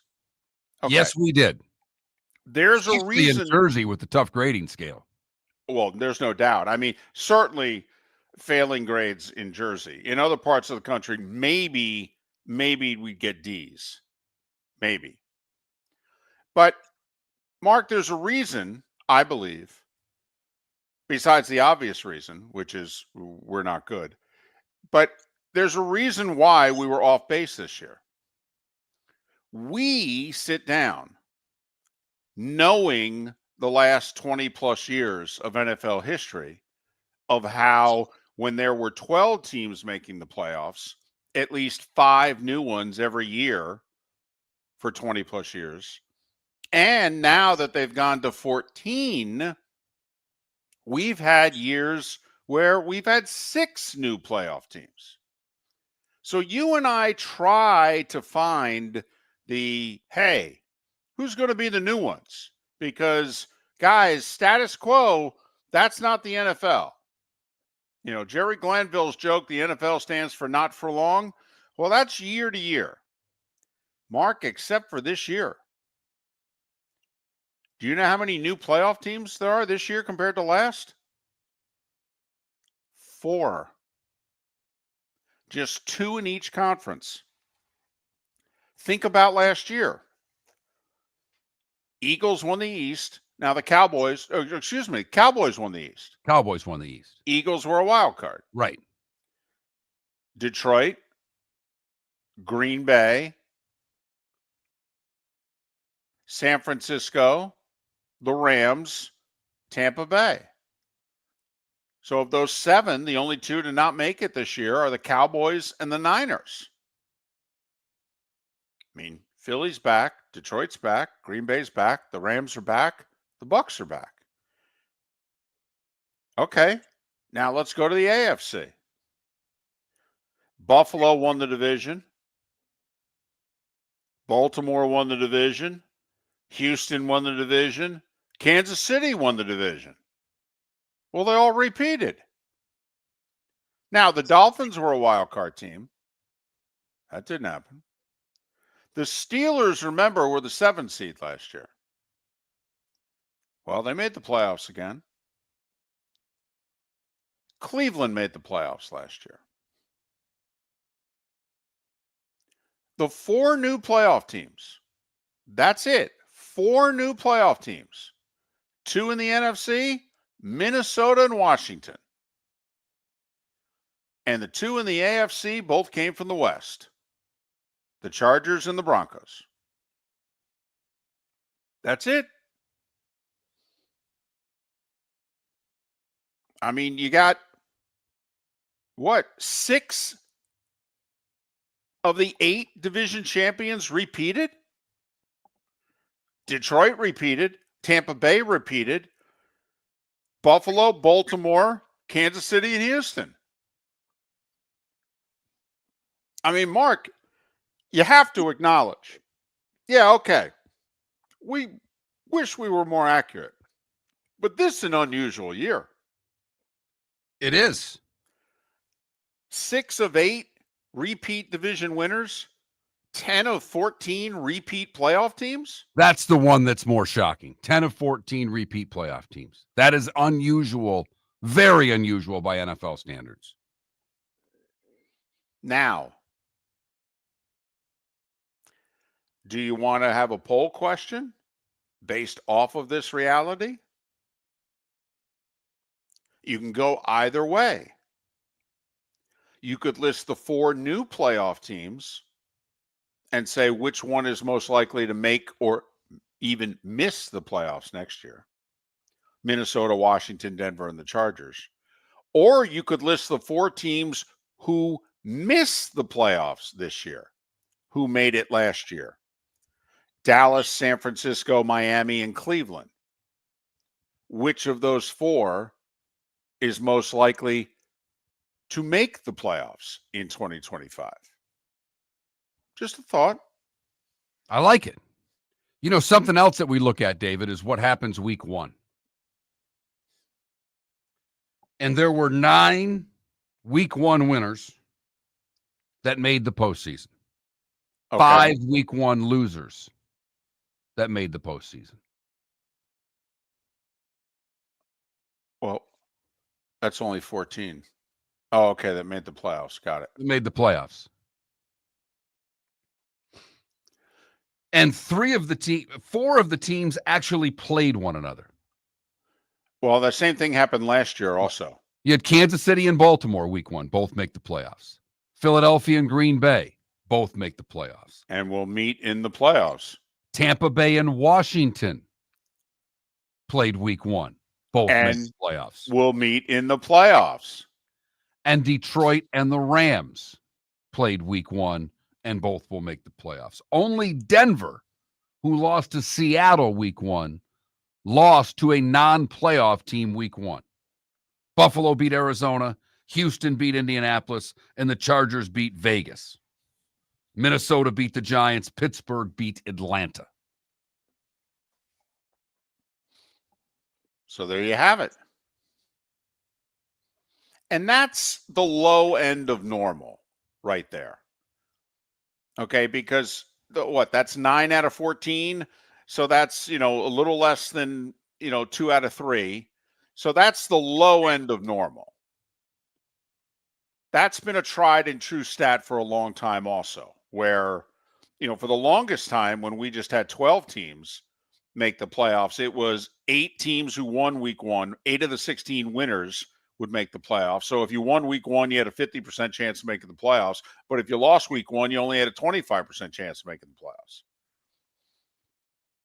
So, there's a little below that, but then again, 14 teams, tough to get a 50-50 with 14. You can get it with 12. Can't get it with 14. So pretty much, Mark, on average. I mean, really, if you think about it, used to be 8 and 4. Now it's 9 and 5. Oh, okay. But it does show the importance of week 1. Remarkably. It's amazing in a sport that talks about parity, talks about every week matters, and they do. But it's remarkable the number of week 1 winners that make the postseason. And it happened again. Strange.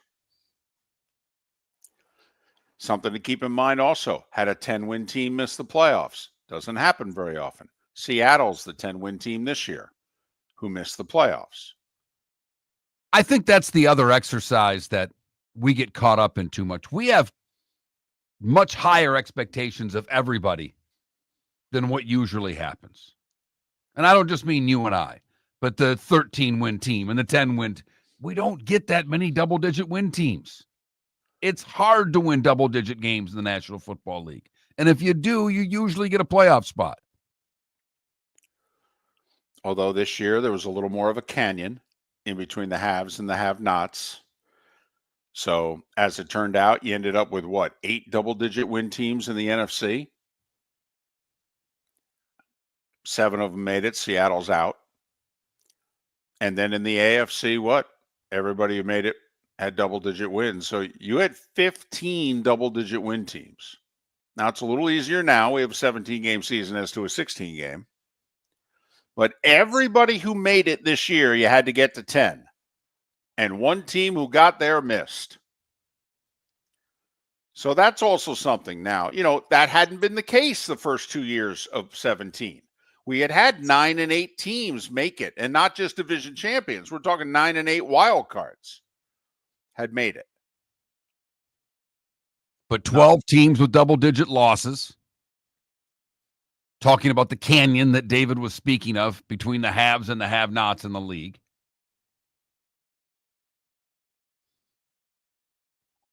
So the NFL by the numbers this year. We throw a lot of stuff out at you. We thought we'd kind of sum it all up, wrap it all up for you and say, here it is, how the league compared to past years and how it didn't. And then also we feel it's important, like with Lee Sterling, when he makes his picks on our show, we tell you how he did. We feel it's important to hold us to the same, and not just talk about the 2 or 3 things we got right. Speaking of losses, David, we did well in our Week 18 picks. I went 1 and 4. You went 2 and 4. Yes, that is correct, Mark. I am a perfect 500 on the season. 66 and 66 is one David Moulton. I finished 5 games below 500 after climbing so hard to battle to get there late in the season. Finished the way I started. Lousy. I made 132 picks and Mark made 93. So there you have it. 39 more picks. And it was your blind picking of taking the points in the bowl games a couple of weeks ago that was the reason you had a record over 500. The only reason. You slayed it. Do you know the favorite has won every playoff game in college football? Every single one, the betting favorite? Because at kickoff, Notre Dame was a slight favorite over Georgia. Right. And Notre Dame is a slight favorite over Penn State in the first semifinal game on Thursday, and Ohio State a 6-point favorite over Texas in the Cotton Bowl.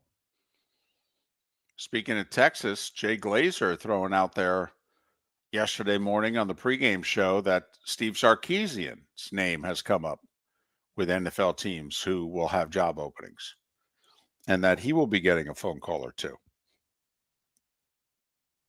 Do you think he can make the jump? He is as innovative offensively as anybody that's out there. No. Did you think differently before he talked to the kicker on the game-winning field goal? Something that most of us have never seen before. No, I just know that being at Texas and he's got Texas fixed, that he is consistently going to have terrific talent at Texas. And in theory, he being an offensive guy is always going to have a quarterback. And what is it seemingly is the toughest thing to do in the NFL, Mark? Get one quarterback. Right. Get one and keep one. So, I mean, if I'm Sarkisian, I don't even take the interview because that could just hurt my recruiting. I would just politely say, I really appreciate it, but it's not for me. Plus, Steve's gone through a lot. Steve, had a battle with alcoholism, and Steve's lost a couple jobs, and, Steve's had to turn his life around and turn his career around. If I'm Steve, I got it going, man. I don't change a damn thing. Appreciate your interest. I think you should call Lane Kiffin. In fact, if you don't have his number, I got it right here. He, Kirby, and I text all the time. Hit him up on X. He'll respond. Don't worry. In fact, ask him about what he thinks of parity of conferences. I did have a thought Friday night. I didn't watch the game. I just saw the post game. And we talked about this before it happened. At the Duke's Mayo Bowl, 5 gallons of mayo and pouring it, over the head of the winning coach.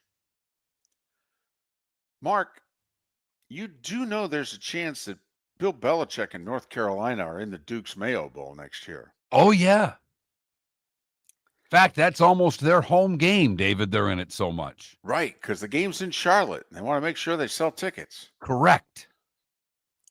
How much money would you donate to the cause to get Bill Belichick and North Carolina in the Mayo Bowl next year? I'm not in your world where I donate money for things. I find money too precious to be giving it away for something like that.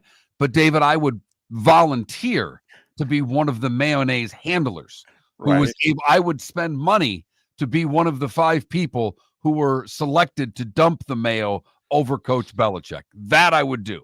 I think if North Carolina was chosen for the Mayo Bowl, I think one of 2 things would happen. I think either A, Belichick would throw the game, or B, he'd resign and take an NFL job. I really do. Before playing in the Duke's Mayo Bowl? Right. I mean, how awkward would that be post-game, trying to pour 5 gallons of mayo on Bill Belichick's head? Tim McKone is next. Miller and Moulton would like to thank the sponsors that, quite frankly, saved the show in 2024. Whether it was Floor Meisters, American Paint Supplies, Glass Doctor, Molly Maid, Cigar Bar, Sleep Treatment Direct, the Diamond District, and even the Cape Coral Police Department, thank you.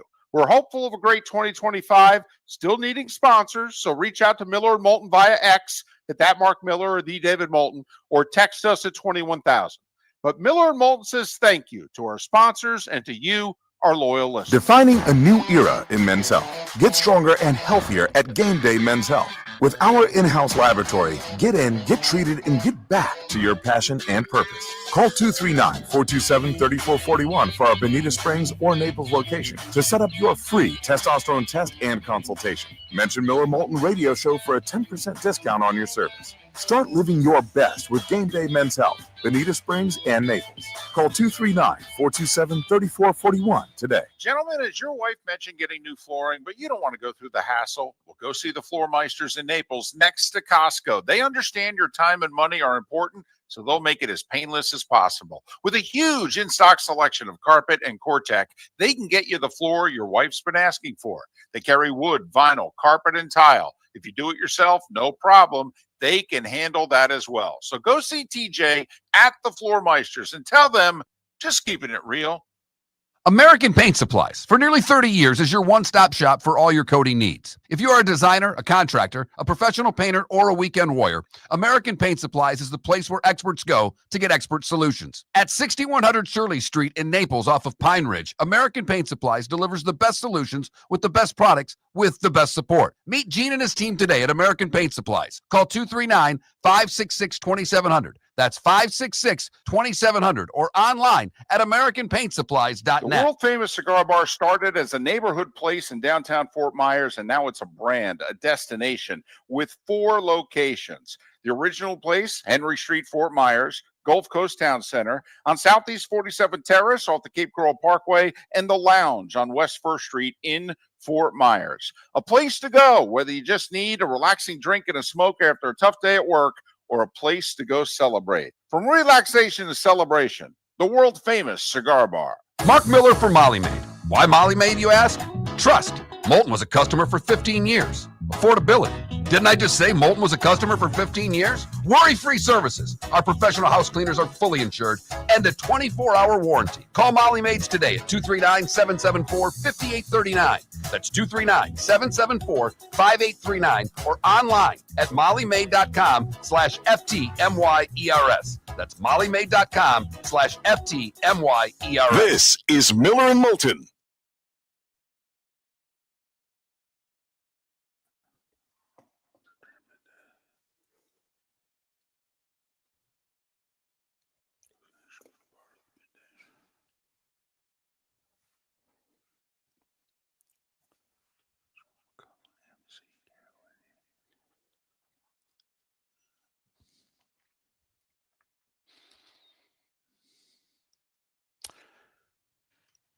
Well, first to Michael, who told us what his picks were. Were those straight up or were those against the number?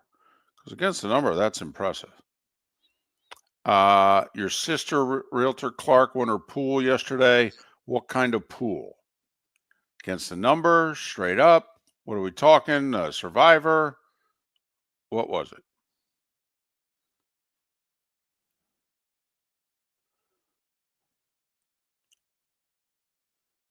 Against the spread. Very nice.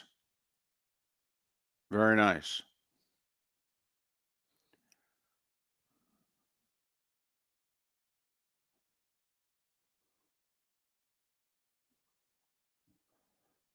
Yes, West Coast style fan. I'll tell you what, I'm done with the Dolphins.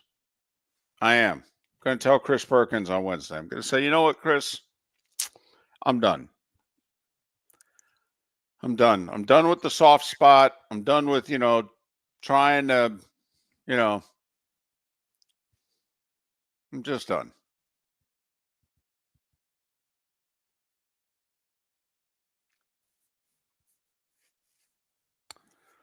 Let's see. 53, 117. I don't know. It seems to be like 57%. 58. Yeah, Baxberg. Yeah. No, I'm done. They annoy me now. After 20 plus years of trying to, thinking of them as a little engine that could. Come on, guys. No, I'm tired of it. Just tired of the crap.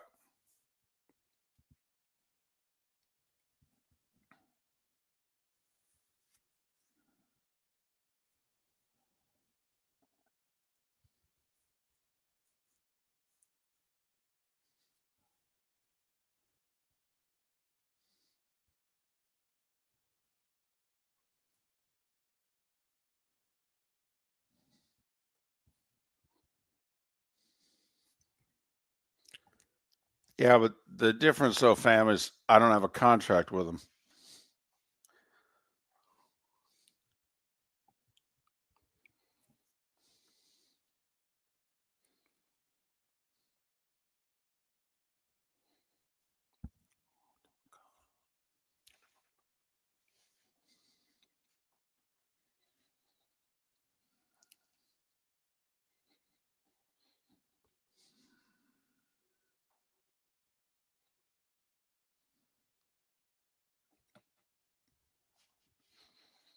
Tim's all set.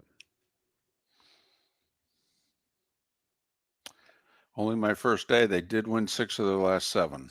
But yes, they had a bad first half yesterday.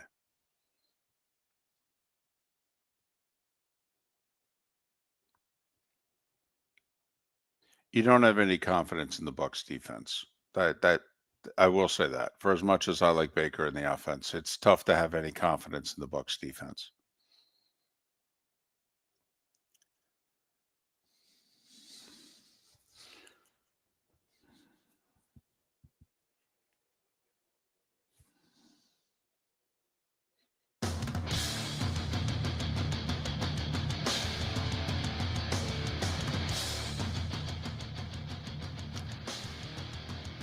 You're listening to Miller and Moulton, coming at you from the Floormeister Studios. Floormeisters, keeping it real.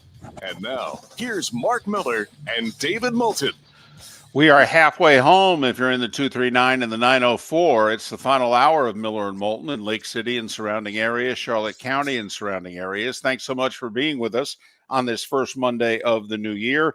Tim McKone is kind enough to join us for the first time. He's an integral part of the midday show on 98.5, the Sports Hub in Boston. You can follow Tim on X, Tim_McKone, McKone. Tim, it's David and Mark. Thanks for doing this. How are you? Good, guys. Thanks for having me. I appreciate it. So we call Mondays Overreaction Monday. Did Robert Kraft beat us to that, or is there a clear method to the madness here?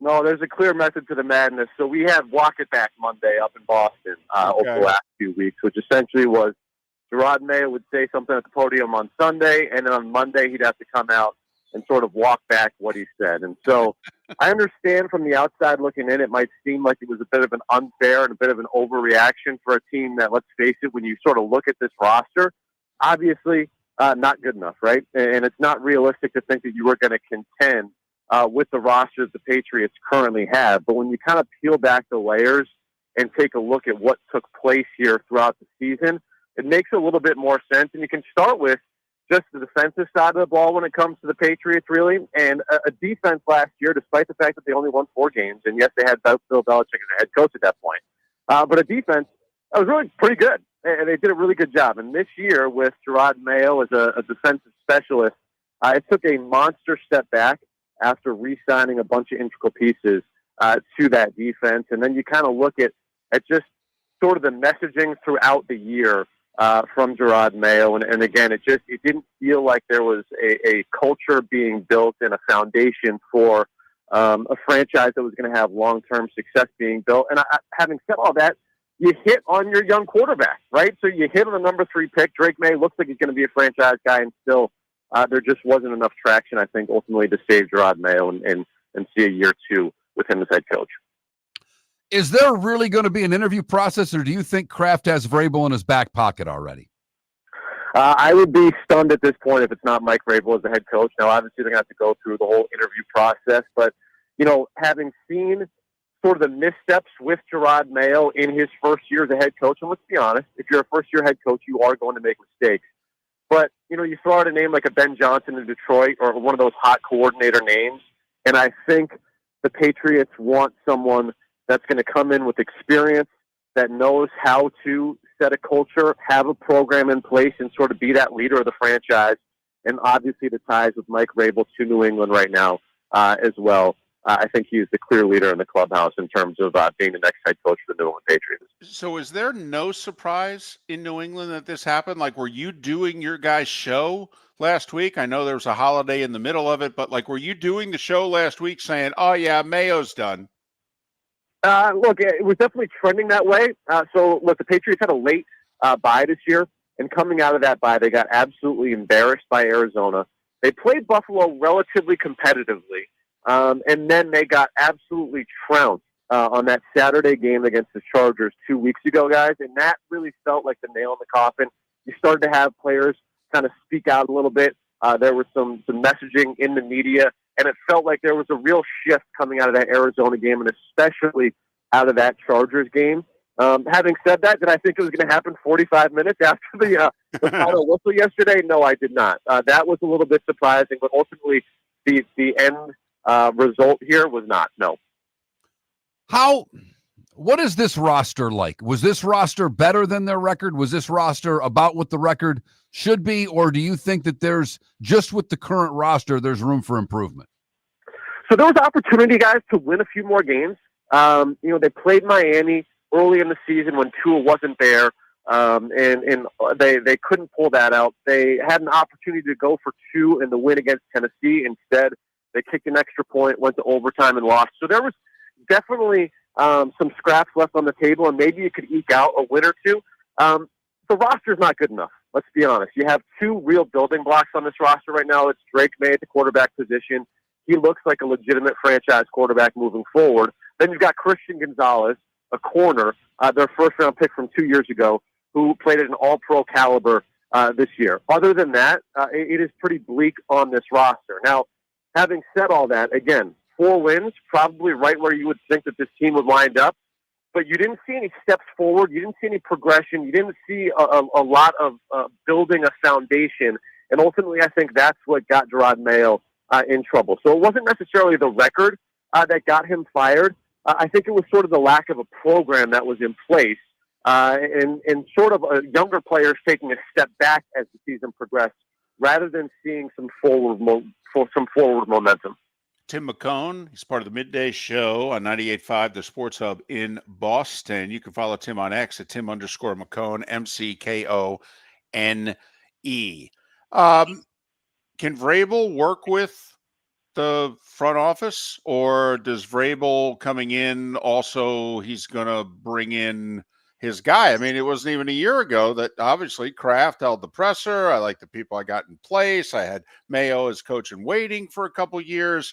I mean, is Vrabel going to fit seamlessly in, or is this going to blow everything up? Guys, it's a great question, because I think that was one of the surprising things that we saw from that announcement yesterday. Was it appears like Elliott Wolf and that front office are going to stick around. And I know that there were a lot of fans in New England that just wanted to clean house from the front office down to the head coaching staff. And we've seen time and time again across the NFL, you guys know as well, that a lot of times when it comes to successful organizations in the NFL, you want that front office and the coaching staff on the same page. And so it would make sense, in my mind at least, to sort of clean house, bring in a whole new program, a whole new regime from the top down, and make sure that those two are sort of on the same page in terms of what they're trying to build moving forward. So keeping Elliott Wolf in the front office certainly is an interesting wrinkle, and it'll be interesting to see if that sticks, or if they get someone like Vrabel who ultimately says, hey, you know what, I understand that he's here, but I want to bring in my guys. I want to bring in front office that I can work with. Because right now, to sort of go a half measure, clean out the coaching staff, keep the front office, and if Vrabel is your guy and isn't on page with that front office, I'm not sure that ultimately sets up the organization for success as well. Over the last few years, guys, there's been plenty of drama between the front office and the coaching staff, Bill Belichick, and sort of some backroom deals, backstabbing, all that stuff in the organization. And it just feels like this is a team that desperately, desperately needs everyone sort of pulling in the same direction moving forward. And to your point, if you're keeping half of the regime and bringing in a new group of coaches that aren't necessarily in line with that front office, I'm not sure that sort of accomplishes what you're looking to do. How much is going to piss Kraft off if Vrabel ends up, if they end up getting rid of Pierce in Vegas and Brady can get Vrabel in Vegas? That's probably worst case scenario right there, right? So actually, I should say if he winds up with the Jets, right? He interviewed with the Jets last week, so that would be a worst case scenario for Patriots fans if Vrabel winds up going to the Jets, and we'll see sort of what that would take. I know there were some reports out that there were some big game coaches that could potentially be available for trade. So I wonder if Vrabel falls through. Would that be the route that the organization goes? Because again, guys, I would be absolutely stunned if this team went and hired a first-time head coach. I don't think that's the direction that this organization is going to go, especially coming off of the Gerard Mayo tenure here in New England. Well, we all thought it was a joke, Tim, when he interviewed with the Jets. We figured he did that just to make sure that Kraft fired Mayo as quickly as he did. But absolutely. Put some pressure on the organization. I think you're 100% right. Yeah, no doubt. So at this point, would it be a shock, a surprise, or no guarantee that Vrabel's the next coach? I think it would be no surprise if he is the next head coach. I think the expectation across New England right now is that Mike Vrabel is the next head coach of the New England Patriots. Again, I think they're going to go through a whole interview process this time. Coming off of Gerard Mayo being the coach in waiting, they didn't do any of that last offseason. He was just named the head coach after the Bill Belichick and the Patriots parted ways. So I think the organization is going to do its due diligence. But ultimately, I think they wind up with Mike Vrabel as head coach. Absolutely. Tim, thanks for making time for us on your way into work. We really appreciate it. Have a great show, and hopefully we can do this again. Yeah, guys, thanks for having me. I really appreciate it. Tim McKone, he's part of Middays. Zolak and Bertrand is the name of the show on 98.5, the Sports Hub. They dominate the Boston sports scene. They're also the voice of the Celtics and the Bruins and the Patriots. So, basically, if you're playing, outside of the Red Sox, if you're playing sports in Boston, you're doing it on the Sports Hub. And follow him on X, Tim_McKone, McKone. Aren't you rooting for Vrabel to go to Las Vegas? Totally now. Absolutely. Sure. I want chaos in this league. Right. I do too. Here's Vrabel, who's always Mr. Kraft. He's going to, Mr. Kraft, here's what I need in order to be the coach here. And I think Mr. Kraft's going to look at Vrabel and go, excuse me? Well, I will say, I do think Bob can call up Mike and go, Mike, I'm a more stable owner than Mark Davis. Okay, number one. Number two, we have a quarterback. They don't. Do you want the known or the unknown? By the way, do I need to remind you, I put you in the Patriots Hall of Fame last year. Okay? Mike. Oh, you make a good point, Bob. No, it's Mr. Kraft. Well, Mr. Kraft, if you know. So there you have it. By the way, I didn't see it, but somebody sent it to me and I've yet to look at it. Apparently Gronk at halftime on Fox or on the postgame show was like starting to go off on Mr. Kraft, and yes. Fox shut him down. Like, I don't know if they turned his mic off or they cut away but apparently, I mean, it was like, Brady to the comedian at the Brady roast, started to go down that road, and Brady walked up and said, yeah, this ends now. Okay. Speaking of the Brady roast, the star of that was Nikki Glaser. She did the Golden Globes last night. Anybody watch? Any feedback? Vikings-Lions were on. I'm with you. I didn't watch a second. And you and I love the Golden Globes. Right, because they're all drunk and the host rips them apart in the monologue. By all accounts, she gave a great monologue. She wasn't over the top raunchy. Okay. Had a few zingers, took out a few people. Well, I would hope so. I mean, there's a lot of material to work with there. It's Hollywood, for goodness sakes.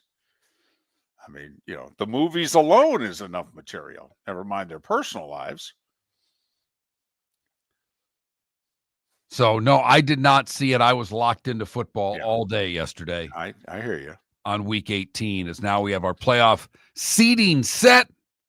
And as David has mentioned a couple of times, the road in the NFC goes through Detroit.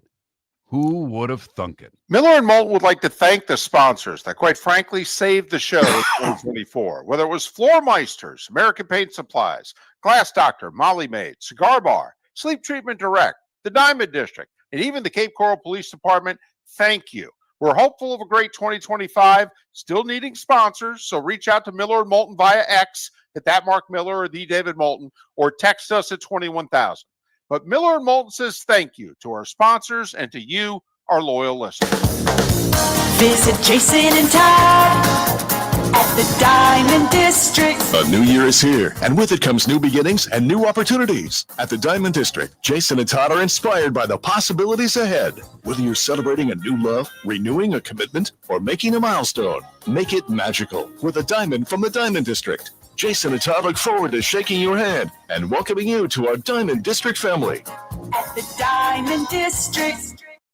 American Paint Supplies, for nearly 30 years, is your one-stop shop for all your coating needs. If you are a designer, a contractor, a professional painter, or a weekend warrior, American Paint Supplies is the place where experts go to get expert solutions. At 6100 Shirley Street in Naples off of Pine Ridge, American Paint Supplies delivers the best solutions with the best products with the best support. Meet Gene and his team today at American Paint Supplies. Call 239-566-2700. That's 566-2700 or online at AmericanPaintSupplies.net. Gentlemen, as your wife mentioned getting new flooring, but you don't want to go through the hassle, well, go see the Floor Meisters in Naples next to Costco. They understand your time and money are important, so they'll make it as painless as possible. With a huge in-stock selection of carpet and Cortec, they can get you the floor your wife's been asking for.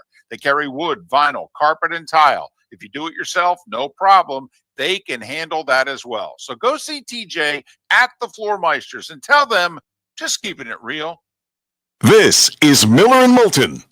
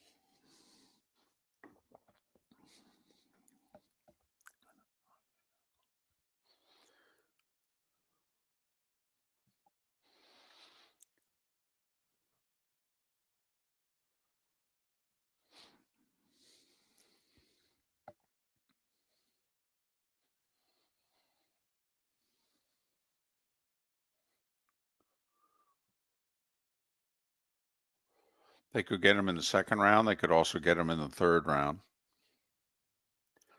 Remember, the NFL reseeds, so it's not a guarantee that the winner of the 4-5 game.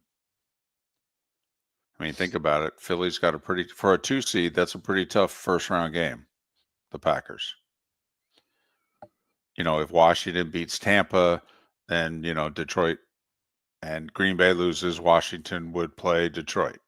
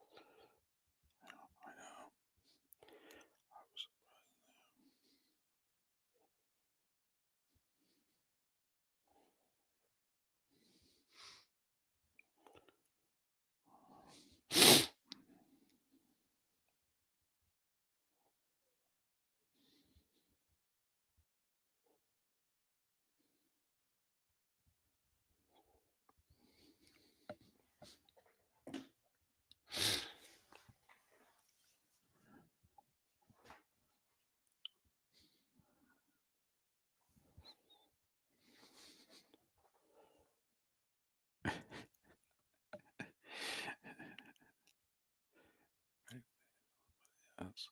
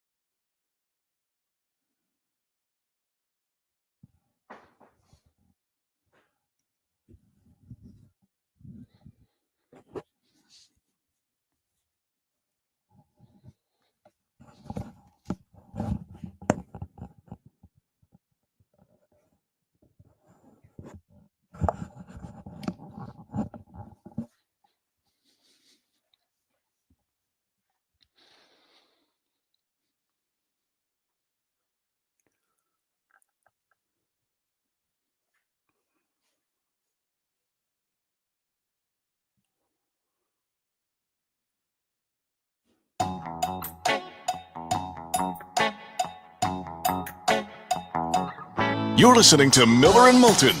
And now, here's Mark Miller and David Moulton. 21 minutes past the hour. Overreaction Monday. Robert Kraft beat us to it by firing Gerard Mayo by 5 o'clock yesterday afternoon. It barely qualified as a full year on the job. The game was over at like 4:10. Whew. Miller and Moulton, millerandmoulton.com, Miller_Moulton on X. By the way, if Vrabel becomes the coach of the Patriots with Drake May as who he think's a good young quarterback, I mean, you start thinking, well, yeah, they could turn it around quickly. Or do you go, oh boy, that's I don't know. They can turn it around quickly because they're in the same division as the Dolphins and the Jets. Come on. I know McDaniel's not getting fired today. I at least don't believe that he is. You could argue that he should. It's funny you bring this up. I mean, Stephen Ross, I think, released a statement yesterday saying, they'll both be back next year, Greer and McDaniel. I believe in continuity and, what have you. Mark, I think I reached the point yesterday, and I don't know why it hit me yesterday and not sooner. I mean, this team was 2-6 after all. I don't know why it didn't hit me in late October, early November. But I think I'm done with the Dolphins. Whoa. I know. That's been your number 2 for as long as I've known you. You are an unabashed Giants fan. That's your team, always will be your team. I get it. But you basically adopted the Dolphins. Mark, I remember when they went 17-0. That's like my first football memories. I remember that Super Bowl. I vividly remember where I was watching it. It was at my grandparents' house. I loved the Dolphins helmet. I loved their uniforms. I loved Zonka. And then I loved Marino. I liked Shula. Loved Marino. I mean, when the Dolphins made those 2 Super Bowls, they were playing in the early 80s. They were playing the Redskins and the Niners. Well, I'm a Giants fan. I don't like either one of those teams. So I was rooting for the Dolphins. And I loved their uniforms.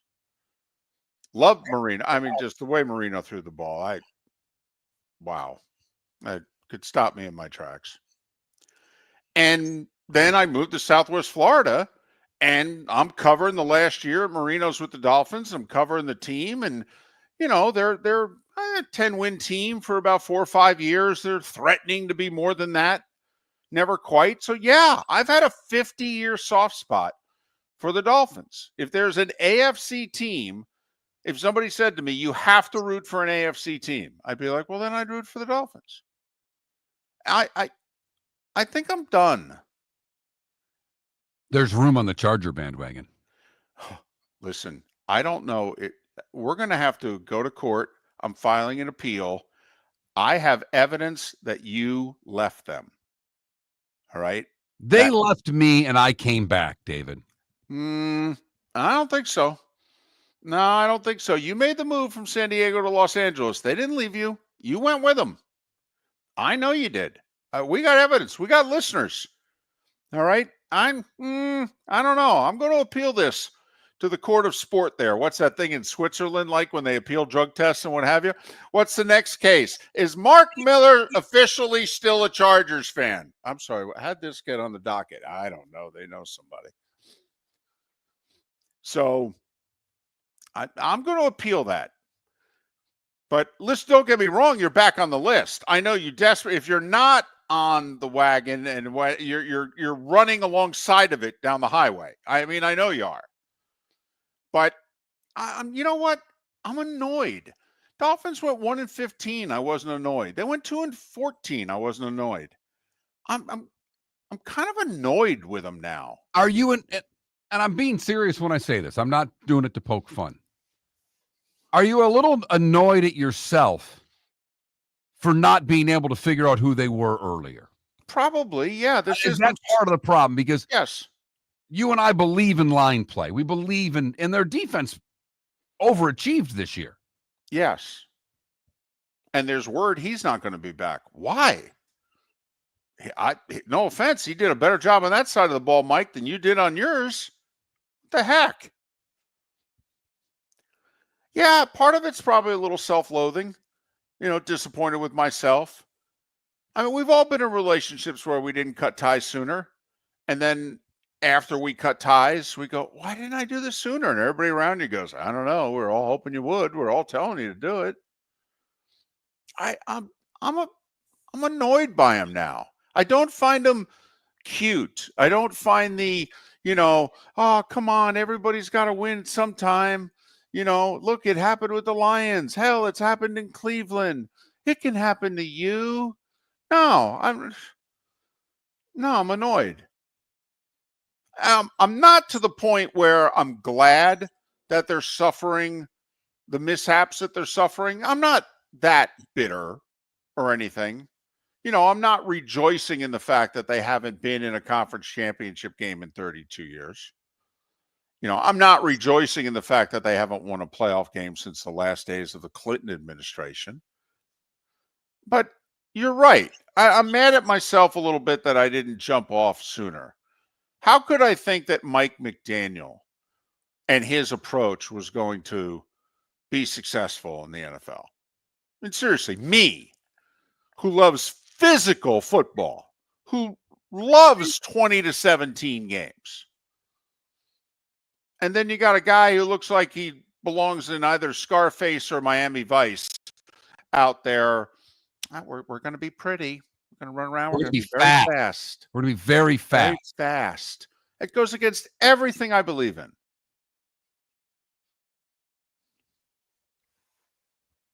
So you're done with the Dolphins? Yeah, I think I am. Really do. And you got to hold me to it. You got to hold me to it. When they do whatever they do in the offseason and what have you, I don't know if I get to have a disclaimer with that. I'm certainly done with them for as long as McDaniel's the coach. Okay, so can I put is this like a health club membership? Can you put it on hold and move it to the no, side? David. They're still taking that $15 a month from you. Oh, man. There are no holds. So you either have to end the subscription or stick it out. Well, okay, that's a health club. But then again, look at me. How often have I joined a health club? So but you're still paying for the membership. That's the problem. Well, there probably is $15 a month coming out on one of our 43 credit cards. But what about the place where you go for a massage? You can put those memberships on hold, like a Massage Envy type place. You can just put that membership to the side.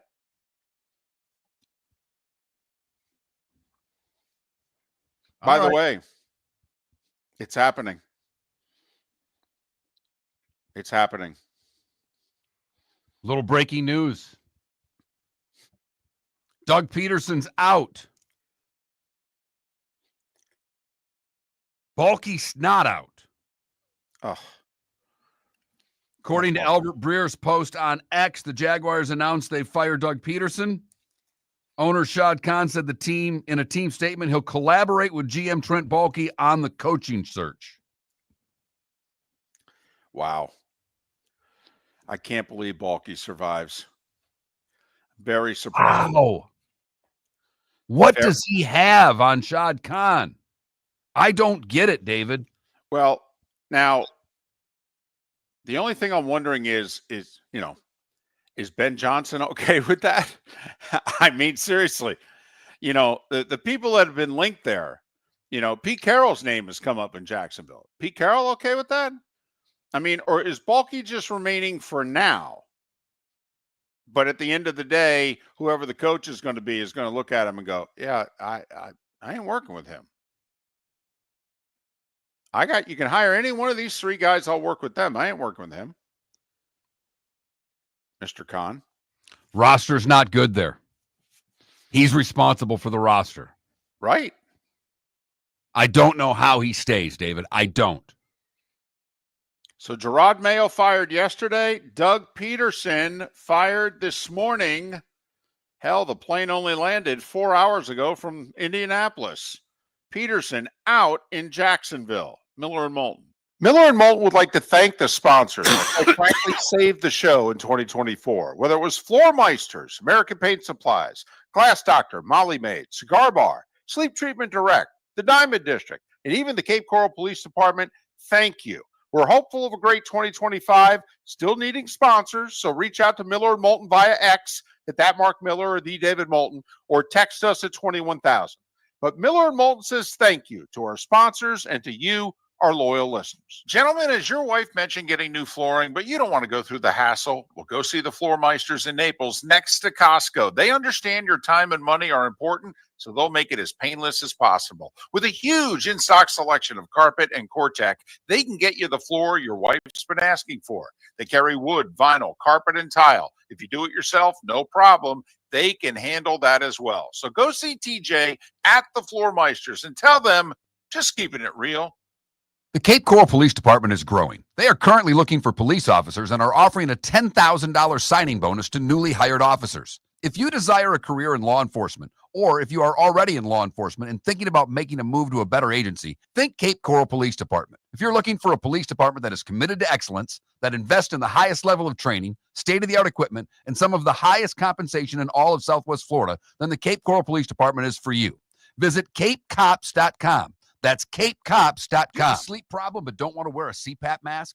This is Mark Miller for Sleep Treatment Direct. The mask wasn't working for me, and I didn't think I had an alternative. I do. We all do. They have such simple alternatives with greater success than the mask. Visit sleeptreatmentdirect.com. That's sleeptreatmentdirect.com. And if you are like me and your CPAP machine isn't working for you, it's time for a change. Call 239-444-1741. That's 239-444-1741. Sleep Treatment Direct. Sleep safe and sound. This is Miller and Moulton.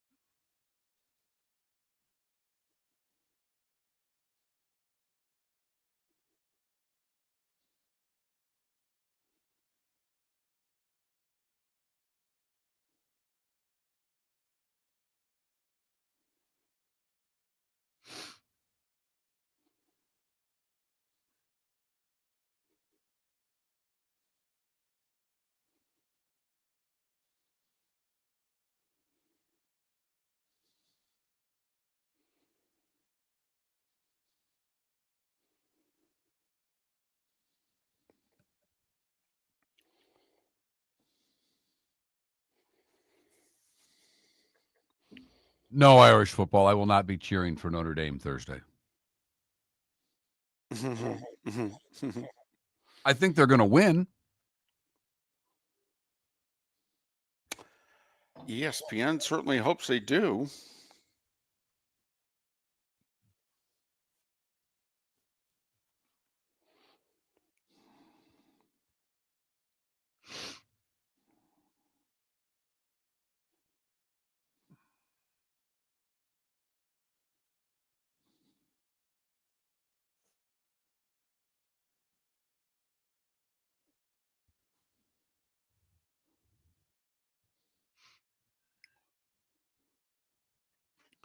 Pete Prisco.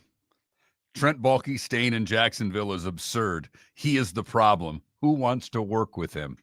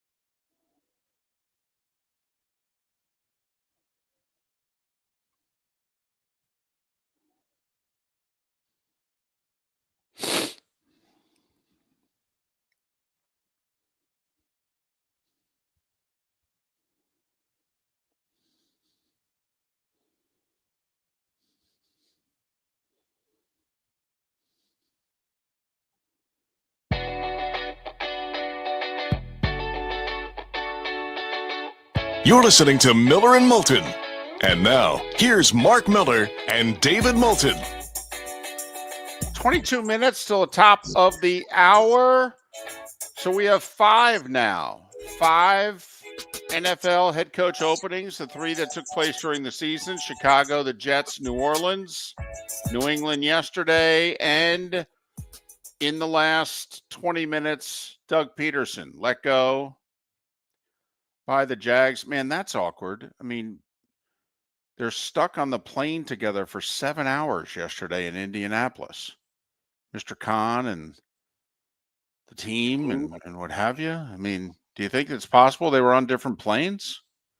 I mean, both stuck, but just on different planes. I mean, if you know, if you're Mr. Khan, it's not like you decided on the flight from Indy to Jacksonville to fire Peterson. I mean, you've known you were going to do this, so that's awkward. I mean, do you try to play cards with the guy? How did Balky keep his job? I don't know.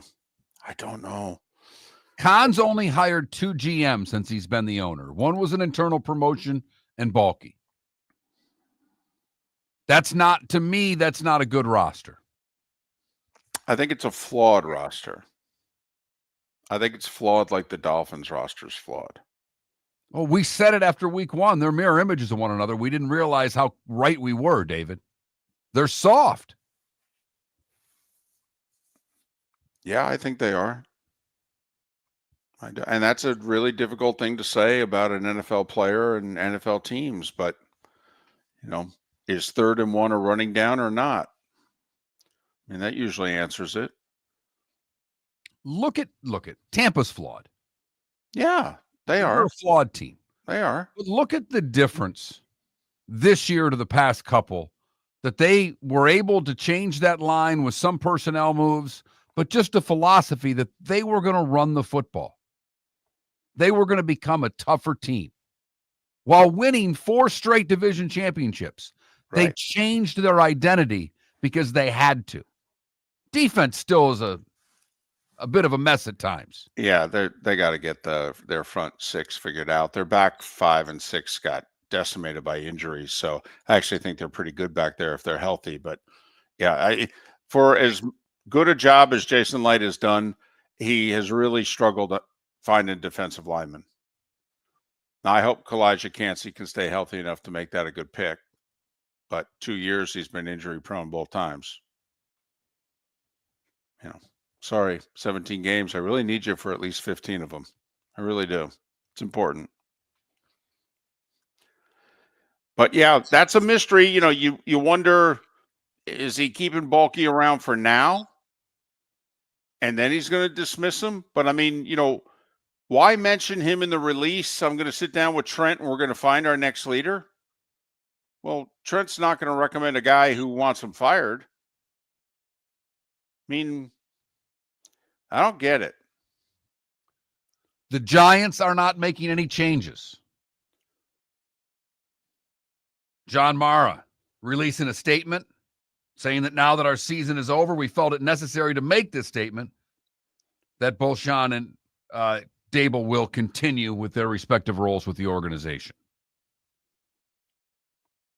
Well, as a fan, I'm glad about Dable. I think he can coach. I think he showed that in 2022. I actually like his game management. I think he makes excellent decisions at the end of halves and down the stretch of games.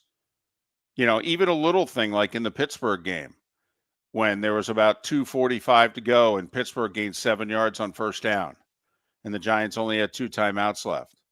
And so he intentionally sent the 12th man onto the field. And pre-snap, the Giants get the too many men on the field penalty. And so Pittsburgh then gets an automatic first down. Well, now there's 2.5 minutes to go. He's got 2 timeouts and the 2-minute warning left. Dable made the decision, well, it's 2nd and 3. Instead of me burning timeouts for a first down they're probably going to get, and then we may not get the ball back. I thought that was, pretty impressive. I mean, as opposed to, and God knows we love them, but what the heck were Mike Tomlin and Russell Wilson doing down the stretch of that game Saturday night? I mean, that was bad clock management and decision making by a quarterback right there. And, two guys, one guy is definitely going to the Hall of Fame, and the other guy who was a borderline candidate till the last couple of years. Can we sidebar, by the way? You hiring him, Russell Wilson? No. You're a team in need of a 1-year stopgap. I mean, seriously, we can talk. I mean, what do you think the Steelers' next quarterback's on their roster? It's a great question, David. The question you have to ask is, where are you going to go if you don't? Well, exactly. I mean, you went through. We listed, by the way, earlier in the show, we listed the draft order, which very quickly is Tennessee, Cleveland, the Giants. 4, 5, 6 is New England, Jacksonville, the Raiders. 7, 8, 9 is the Jets, Carolina, and the Saints. Well, Tennessee, Miller and Moulton both believe Cleveland, the Giants, Vegas at 6, the Jets at 7, the Saints at 9. I mean, they all need quarterbacks. I mean, that's 7 out of the top 9. There's what, 2 first-rounders? Milroe may go late first round, may go early in the second. If Ewers is staying or going, somebody else, let's just say 4 quarterbacks go in the first 2 rounds. Okay, we just said 7 out of 9. So, Mark, I can tell you a future poll question on our show right now. All right. You can't get your hands on a quarterback in the draft, which one of these quarterbacks do you want to be your guy in 2025? And it'll Kirk be Cousins, Russell Wilson, Aaron Rodgers. There you go. There's a poll question right there. Because somebody's going to have to make that decision. Remember, Cousins will be let go. You won't have to pay him $45. Rodgers will be let go. You can negotiate from scratch. Russ is a free agent after this year. You can negotiate from scratch. So nobody's inheriting a contract. Unless you're foolish enough to trade for Kirk Cousins.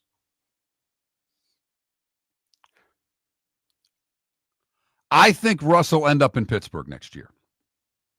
I wouldn't. I don't think he can play well enough to lead an NFL team at all. He's not my guy. But then again, he's never really been my guy, David. My dilemma as a Giants fan with the news that you just shared is the fact that I believe the coach. Also, you were hired because he works with young quarterbacks. Well, when Daniel Jones was healthy, he got the best out of Daniel Jones. Daniel Jones has been unhealthy for 2 years. That's not on Dable. All right. So now, in theory, you're going to get your hands on a young quarterback. Well, that's why you hired him. Also, he's the guy who helped make Josh Allen. So I don't want you getting rid of him. But Mark, the GM said 3 off seasons, and 2 of them he's been bad. But one was documented on television for all of us to see. Yes, it was. And the funny thing is, that offseason is far and away the best draft he's ever had. Botched free agency, nailed the draft, finally. But you tell me, this whole, the GM and the head coach, they need to be on the same page, and, can't get rid of the GM and keep the coach because, then the GM coming in, eventually one day they'll want, no offense, as an owner, don't you say to the GM people in an interview, he's got 2 years left on his contract. He ain't going anywhere. All right. Don't think, by the way, 6-12 months down the road, you can get me to get rid of him. I'm telling you right now, he's got 2 years left on his contract. He ain't going anywhere. Do you want the job? Let me just ask you, how many coaches are taking themselves out of consideration in Jacksonville because Balky's remaining as a GM? Pete Carroll's not coming. Well, if I were Ben Johnson, I'd turn the job down. Well, that's the key one, though. That's really the key one. Is Ben Johnson okay with Trent Baalke? Because for whatever reason, in the last 10 days, the team that's been attached to Ben Johnson more than any other has shifted from the Bears to the Jaguars. So if he's your guy, come on. There hasn't been communication. There's not back channel communication going on. You don't think, even if you're just talking to Ben Johnson's agent, that the agent's not finding out from Ben Johnson whether or not he's okay with Balky? Or are you insistent on your own GM? Now, Mark, they could change the power structure. I mean, Trent Baalke could go from the guy picking the players to the guy who nearly writes the name on the card. I mean, you could give that power to Ben Johnson. I mean, Urban had that power. Baalke was just a guy who wrote stuff down on the card for the year that Urban was there. Yeah, I'm not ready to give all the power to a offensive coordinator, if you know what I mean. Right, and a first-year guy and all that. But that to me is the key question. And getting back to Pete, and you know I'd hire Pete. In a minute, I'd hire Pete. But Pete's 72, 73. The Pete Carroll who left USC in his late 50s is not the same guy now. I mean, if he doesn't get back in coaching in the next 60 days, he ain't never going to be a coach again. So Pete might have to accept an arrangement that he otherwise wouldn't normally accept. If he wants to coach that badly. Or does he just say, I'm not being set up to fail with a GM that I don't trust?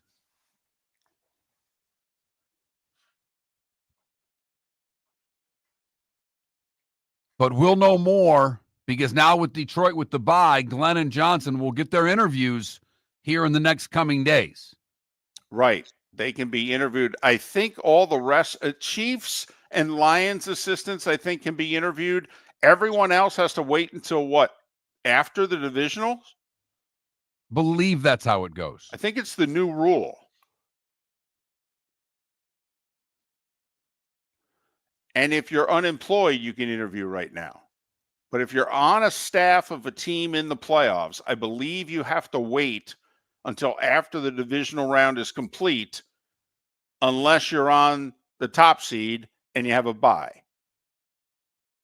Colts announced that everybody's staying. Giants announced everybody's staying. Really, all we're waiting on is Dallas and Vegas now, right, David? Well, and then a surprise team. There's usually a surprise team.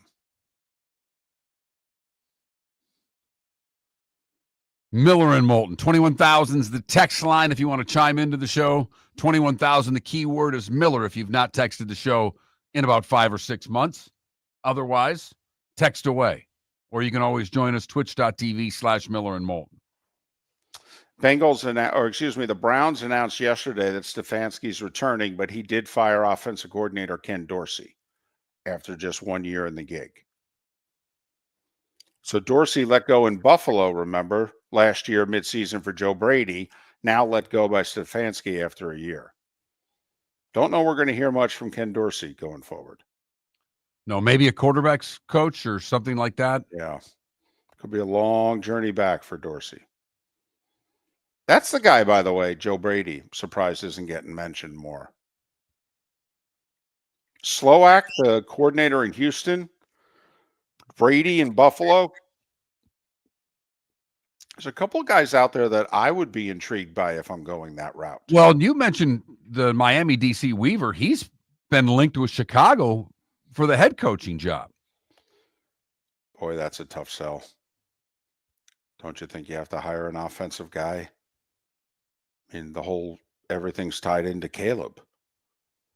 I mean, I can announce Weaver, but he's got to have standing on either side of him at the press conference, his OC and quarterbacks coach. That apparently is like a huge win-win. Dan Quinn got the Washington job, and he brought Kingsbury with him. And he said, hey, this guy with this quarterback and is this going to work? They've done all right in Houston, hiring a defensive guy. Right. Jay Stroud. But I think it's Bobby Slowak's his offensive coordinator, and he's got ties going back to Shanahan and the Niners, and he's pretty highly thought of. And should be. He's done a good job with CJ. Absolutely. I'm just pointing out that's a defensive coach who's had success with a new quarterback. Yep. So it doesn't always need to be an offensive guy to make sure that the quarterback's taken care of. But to your point, David, you've got to know who he's hiring. Well, just like Lions fans, and listen. Obviously, we hope you win the final game of the year. We really do. But if you're going to lose both your coordinators after this year, aren't you intrigued as to who the next offensive coordinator is going to be? Kind of, right? Got a lot of talent on that side of the ball. This is your window. We got to keep it open as long as possible. Hey, biting knees guy, who you hiring? Miller and Moulton. So we got five openings, and no openings in Indianapolis or with the Giants. Miller and Moulton. Thanks for joining us. First Monday of the new year.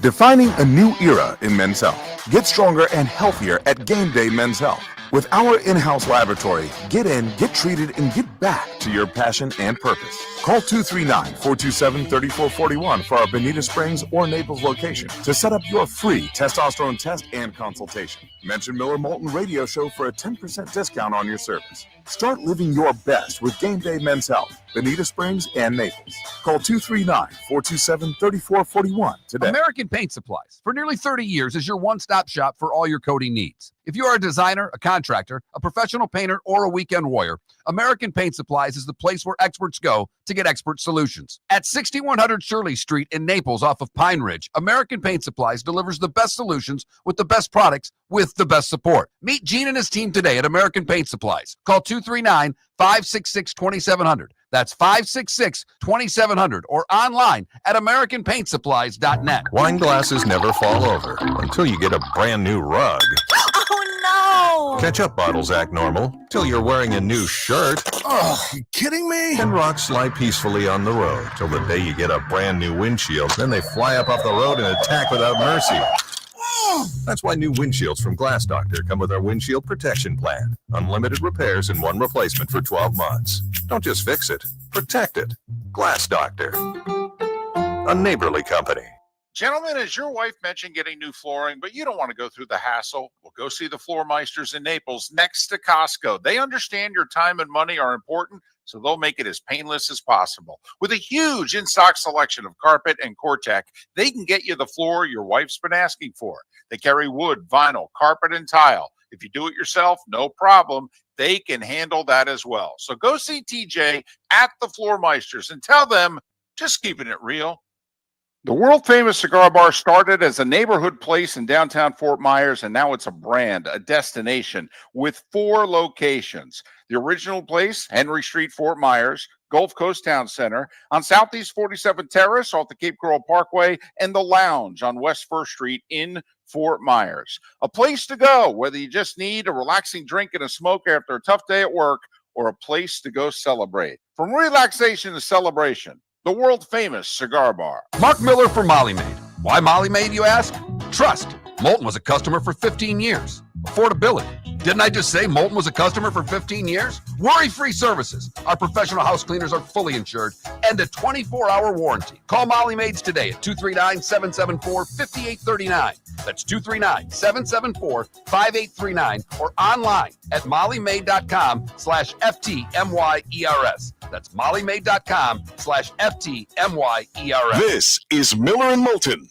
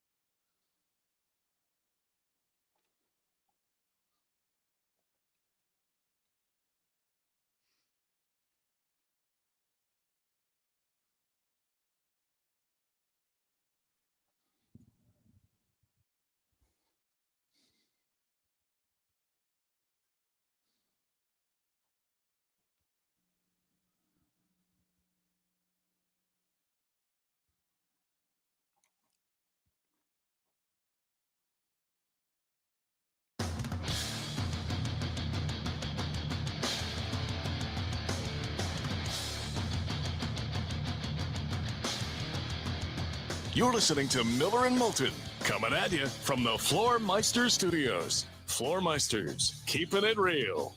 And now, here's Mark Miller and David Moulton. It is the Diamond District bonus hour. Miller and Moulton on this first Monday of 2025. Thanks so much for being with us. MillerandMoulton.com, Miller_Moulton on X. 5. That's the number of head coaching vacancies now in the NFL. It was 3 as of yesterday. Saints, Jets, Bears. Robert Kraft fired Gerard Mayo 5 o'clock yesterday afternoon. That made it 4. And within the last 45 minutes, news has come out of Jacksonville that Doug Peterson is out as head coach of the Jags. 3 years he got, by the way. 3. First year went well. Went from 3-6 to winning the division. Won a playoff game at home against the Chargers. Dramatic fashion. Gave the Chiefs a hard time in the divisional round. Sitting at 8-3. Heading into the 12th game of last year. It's been an absolute mess since. And in that time, whether it's injury or not, the quarterback has regressed. Yep. Now, he's been banged up, not taking anything away from the fact that Trevor Lawrence has been playing through some pain, maybe even through injury, but he's regressed. They are 4-19, Mark, since that Monday night home game against the Bengals, when they were tied for the best record in the AFC. They are 4-19 in the 23 games that have been played since. See, that's the type of stuff that you just, hell, you could be working for the organization. Don't you turn around and go, what the hell just happened? Never mind being a fan. I mean, that's like if the Niners, by the way, continue to slide off the face of the earth. I mean, the Niners ended up 6-11. Weren't they 5-6 or something like that? I mean, so they went, I think they lost 5 of their last 6 this year. And that's just how the Jags ended last year. Now imagine the Niners put a 3-14 on the board next season. I mean, this is staggering what's happened in Jacksonville. Just as the window appeared to be opened, it was slammed shut. Because to your point, they're playing Cincinnati going for the 1, and we're talking about Jacksonville as a team on the rise. Sure. And not just Miller and Moulton. The entire NFL was talking about Jacksonville. I don't know if the Jags will ever invite Monday Night Football back with the way the last 23 games have gone. So we have 5 vacancies. They're all drafting in the top 10. New England at 4, Jacksonville at 5, the Jets at 7, New Orleans at 9, the Bears at 10. You know who doesn't have a vacancy? The Giants at 3. John Mara just came out and said everybody's staying. You know who doesn't have a vacancy? Indianapolis at 14. Irsay came out and said everybody's staying. You know who doesn't have a vacancy? Cleveland. Owner came out yesterday and said nobody's going anywhere. Okay.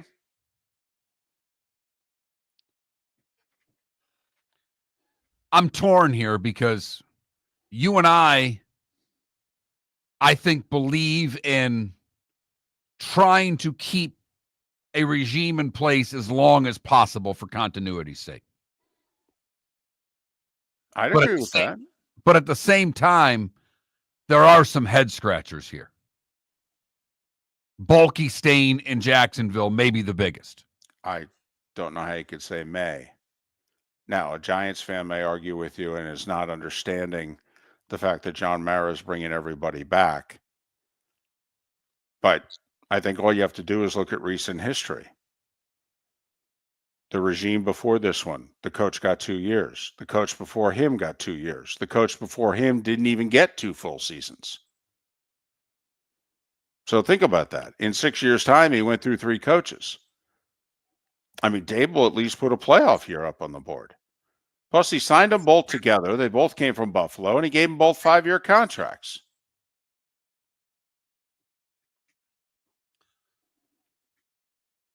I guess I say it, David, because there's part of me that wonders how Greer still has a job in Miami. There's a lot of Dolphins fans who are wondering that too. Wouldn't you like to have been able to call up Stephen Ross and go, "Hey, boss, you see the list of Pro Bowl players came out today? Oh, really? Who do we have that made it?" Nobody. Not a damn player. Wait, what? Yeah, that's right. All those guys that you've signed to extensions and you've given big money to. All right. A lot of it up front. Yeah. Not deemed worthy of going to the Pro Bowl. You know, we haven't talked much about this today. We brought it up twice. How about Tyreek Hill, who looks as if he's pulling a Jimmy Butler? Tyreek Hill post-game basically saying, I'm out of here. Didn't he put it on X? Thank the fans. You know, basically was saying his goodbyes. I'll always have love for y'all. Well, where are you going? You're under contract.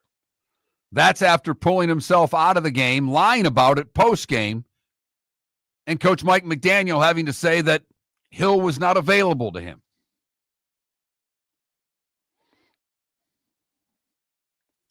And unfortunately, because of Tua and Tyreek and a few others, I mean, from a cap standpoint, listen, everybody can be traded or cut.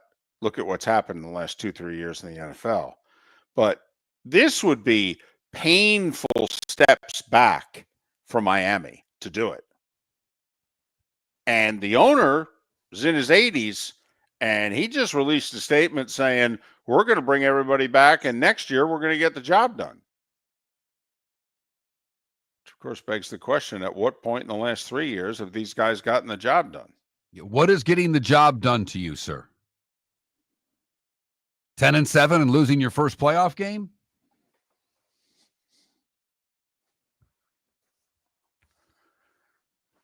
So it may be overreaction Monday, but so far it has not turned into a huge Black Monday, which it has in years past. I mean, think about it. Poles keeps his job in Chicago as GM. Now, the GM in New York got let go with the Jets. The GM in New England's staying. The GM in Jacksonville for now is staying. The GM in New Orleans isn't going anywhere. He's been there 20 years.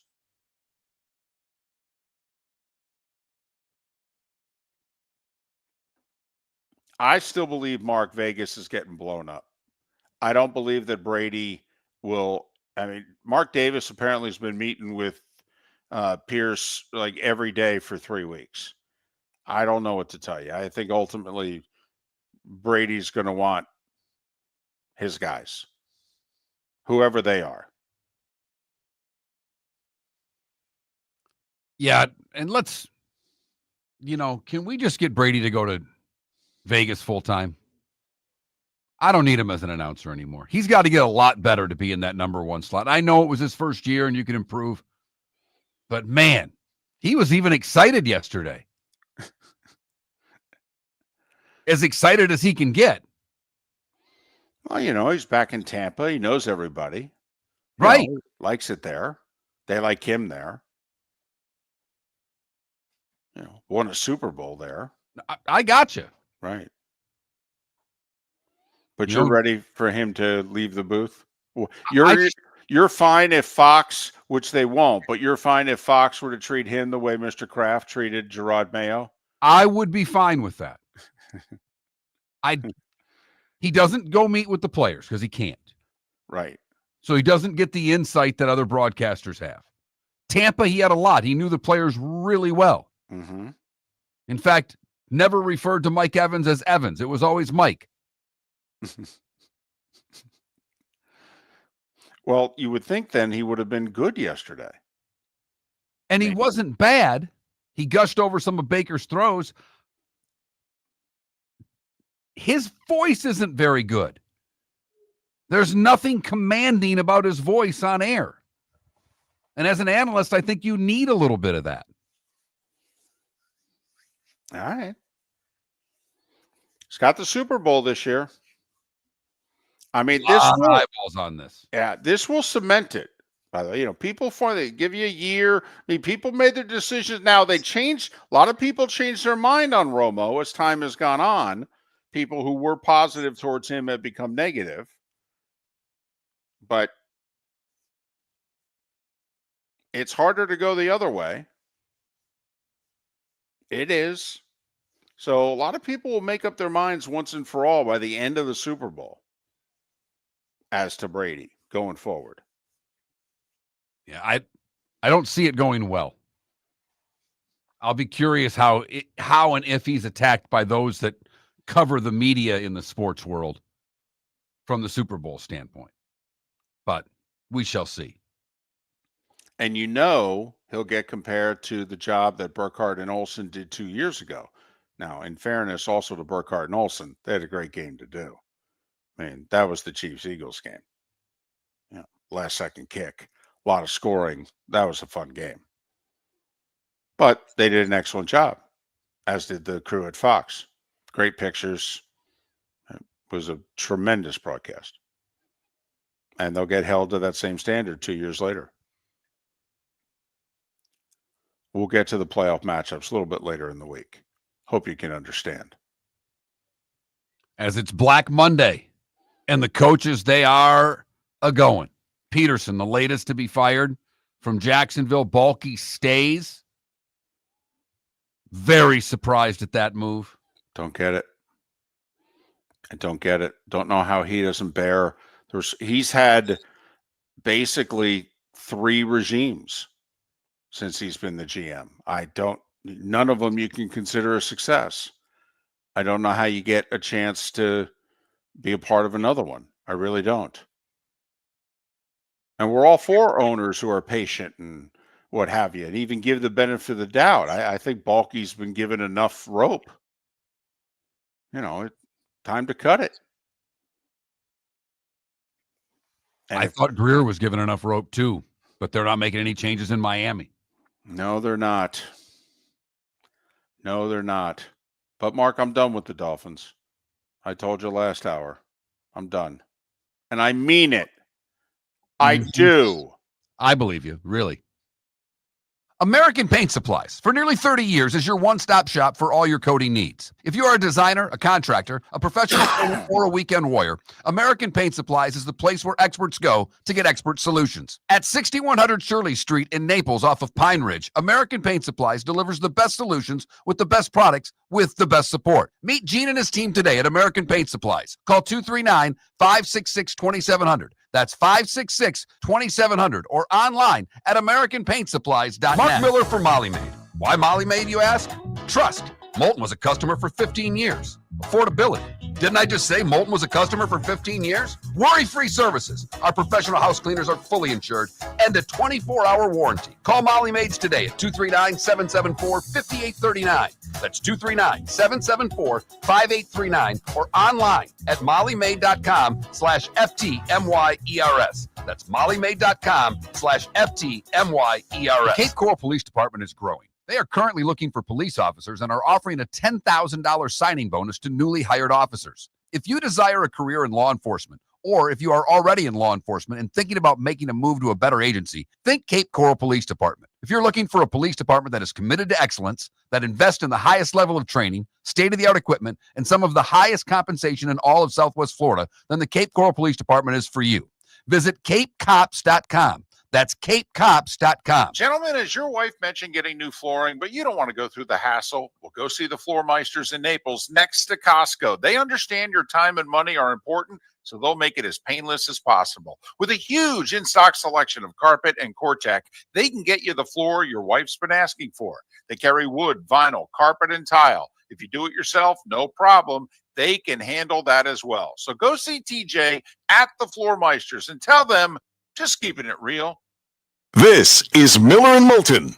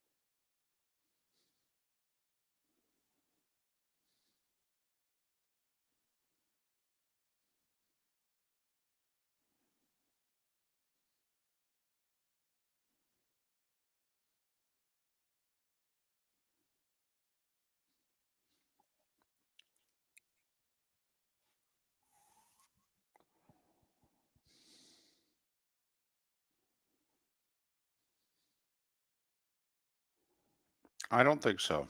I think Doug Peterson is never a head coach again.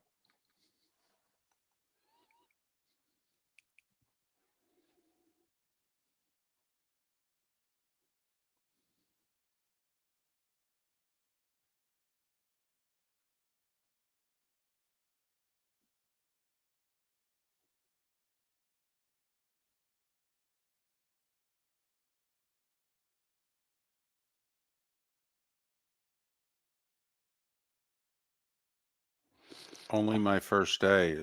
So we're not going to hold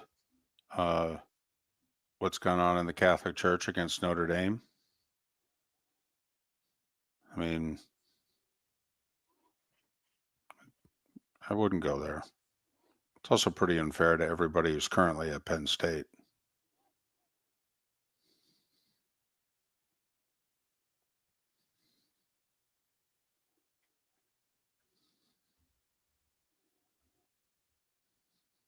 And I'm a Catholic.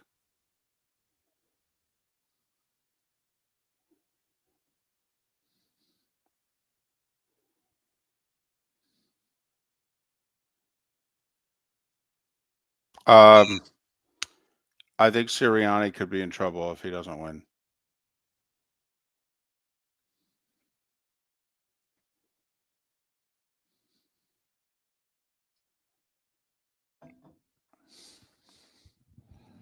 And I will be real curious what happens in Pittsburgh if Baltimore beats them as badly as they beat them a few weeks ago.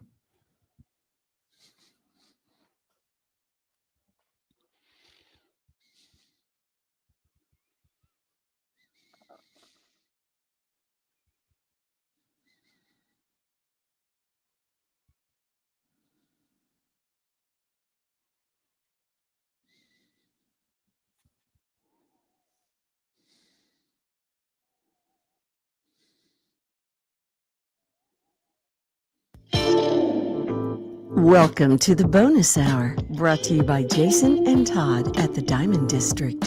And now, here's Mark Miller and David Moulton. 21 minutes past the hour. Talking a lot of teams, draft position, coaching news today. Doug Peterson fired about an hour ago as head coach of the Jags. Right now, there has not been a general manager who's been dismissed in the last 48 hours. Gerard Mayo dismissed in New England. Doug Peterson in Jacksonville. Both GMs and front offices staying intact as of now. We'll see where both organizations go from here. Someone just asked a question mark in the Twitch chat room. Is there a coach who could lose in the first round of the NFL playoffs who you think would then get fired? Yes. Sirianni. If Philadelphia loses, he's going to lose his job. Whew. Man. I don't disagree, but the obvious replacement just took the North Carolina coaching job. Until June. It's true. He could. Then it's what, only $1 million? Yes. After June, it's just $1 million for him to walk out. It's $10 million before then. But You text something yesterday. We had a joint text going. And I was the one not actively participating. I was tied up. But you, me, and a buddy of ours, our former producer, when the Bucs were losing to the Saints, I forget who it was that said, if they lose this game, Bowles could lose his job. And then the other one of you agreed with it and went, oh, yeah, absolutely. Yeah, it was John who said it's fire, because I said they are choking right now. And he responded with fireable. And I said agreed. Right. Because in that first half, they looked unprepared. They didn't look ready to play. They were getting outplayed heavily by the Saints. The fact that they were down what they were only down at the half was very fortunate for the Bucs. And they're letting Spencer Rattler throw the... Now, fortunately, their red zone defense was really good because they were driving all over the Bucs and they weren't scoring touchdowns. And that was the difference in the game. But the Saints had looked just horrible in losing their last two games with Spencer Rattler as quarterback. They got shut out in Green Bay, and then I believe they kicked, 2 or 3 field goals, did not score a touchdown in losing to the Raiders by double digits at home last week. Now, I will say this, and people may laugh. The more I thought about it, the more I thought, the Saints are going to play hard the whole New Orleans thing. If you're part of the city and the team and what have you, I thought, because they kind of looked like, they weren't quitting on the coach, but they just looked awful the last 2 weeks. And then the terrorist attack happened. And the more I thought about it, I'm like, they probably play, and they don't like the Bucs. So you combine the division game with the fact of what took place, and I'll bet they, and then I saw the pictures. They all got off the bus, and they all were wearing the same T-shirt, and I'm like, oh wow, they're good, at least going to give the Bucs everything they got. They're not, but the Bucs. I mean, the punter drops. I mean, the Bucs are making mistakes. They're making pre-snap penalties. I mean, they are making error after error that had nothing to do with New Orleans. Right. Yep. And to your point, David, you're right. Until you go to New Orleans and realize just how important the Saints are in that community, I don't know outside of Green Bay if there's another franchise that's more important to the community, if you know what I mean. That's collegiate. That's like going to when you go to New Orleans, you're at a college game. They're loud. They tailgate. They're into it. Yes. They march through the streets. Good or bad. Yes. They'll walk that mile marching through the streets to get to the stadium, and oh yeah, party around it. Oh yeah, absolutely. But it got me thinking, wow, was Todd Bowles an hour away from losing his job? Because at the time that the Bucs are losing, the Falcons are winning. And I'm like, oh my goodness, is Todd Bowles an hour away from losing his job? Could this happen? And it makes you wonder, okay, hey, you made the playoffs. I mean, the Ravens are a 9.5-point favorite on the Steelers. Now, if we're taking Mr. Rooney at his word after last season, when they got blown out by the Bills, and he basically said, I'm paraphrasing here, but this losing in the first round of the playoffs crap has got to stop. We're the Steelers. We compete for championships. Lately, we've been a borderline playoff franchise, and we don't do anything once we get to the playoffs. And I'm not interested in being that. And so the Steelers were very active. They blew out their quarterback room. They brought in the 2 new guys. Okay. Lots of other moves they made personnel-wise, most of whom we thought, wow, good move there by the aggressive Steelers general manager. Mark, they've lost 4 in a row to end the year. Granted, against a tough schedule, we documented that all offseason. But if they get beat by double digits by the Ravens, and the Ravens do to them Saturday what they did to them a few weeks ago, I mean, tell me how anything's changed if you're the owner of the Steelers in a year. Nothing's changed. But you still have the same problem entering the 2025 season as you did the 2024 season. You don't have a quarterback.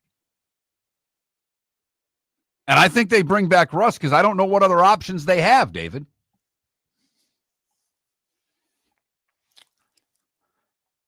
Boy, that's going to go over well. 36-year-old guy who finishes the year on a 5-game losing streak. And looked worse every game throughout the losing streak. Pretty much did, although he had some help on Saturday night. I mean, I just wonder, I know they're the Steelers, but here's the other thing. If they let the word out that Tomlin's available, somebody will trade for Mike Tomlin. You wouldn't, Mark. I know. You don't trade for coaches. I mean, we'll go through it again. 5 of the top 10 teams in the draft need coaches. Like the Jets wouldn't trade for Mike Tomlin. And I'm being serious. No, I think they would. Mark, I think it's possible you can get their first-round pick for Mike Tomlin. I really do. This is an organization that's screaming lack of credibility. They're going to find out here during the interview process. People don't want to work for them. Would Tannenbaum and Spielman, who are spearheading the coaching search, trade a draft, suggest to Johnson to make that move? That's really the question there, David. Well, I could tell you this. Sports Talk in New York would. And Woody Johnson's listening and reading the back pages. I know for a fact WFAN in New York would be all over trading for Mike Tomlin. All over it. I've already heard them do that show, quite frankly, Mark, during the offseason. I happened to be back. I was driving around. They already did it. They'll certainly bring it back out in January if it's a possibility. Here's the other thing I predict is going to happen with the Jets. Okay, I'm telling you, guys are not going to want that job. They think Woody Johnson's now nuts, okay, and his kid is making calls based on Madden ratings, all right? And believe me, Joe Douglas got a lot of friends in the football world. He's getting the word out about how messed up the Jets situation is. It's why I think, Mark, Rex Ryan has a much better chance for that job than people think. Him and Woody are friendly. They talk all the time. Rex wants the gig, is willing to work under Woody in whatever terms he puts on the gig. And I think the Jets are going to have a lot of people who are going to be like, I don't want any part of this. And by the way, who's your quarterback? That's what I thought. I think Chicago has largely the same problems, David. An ownership group that doesn't know what they're doing. A leadership problem where there is no leadership or too much of it. And I don't know who wants to play. I don't know who wants to work in Chicago either, David. Miller and Moulton. Honey, you want to come out? I haven't seen you since Glass Doctor installed our custom shower enclosure. No thanks.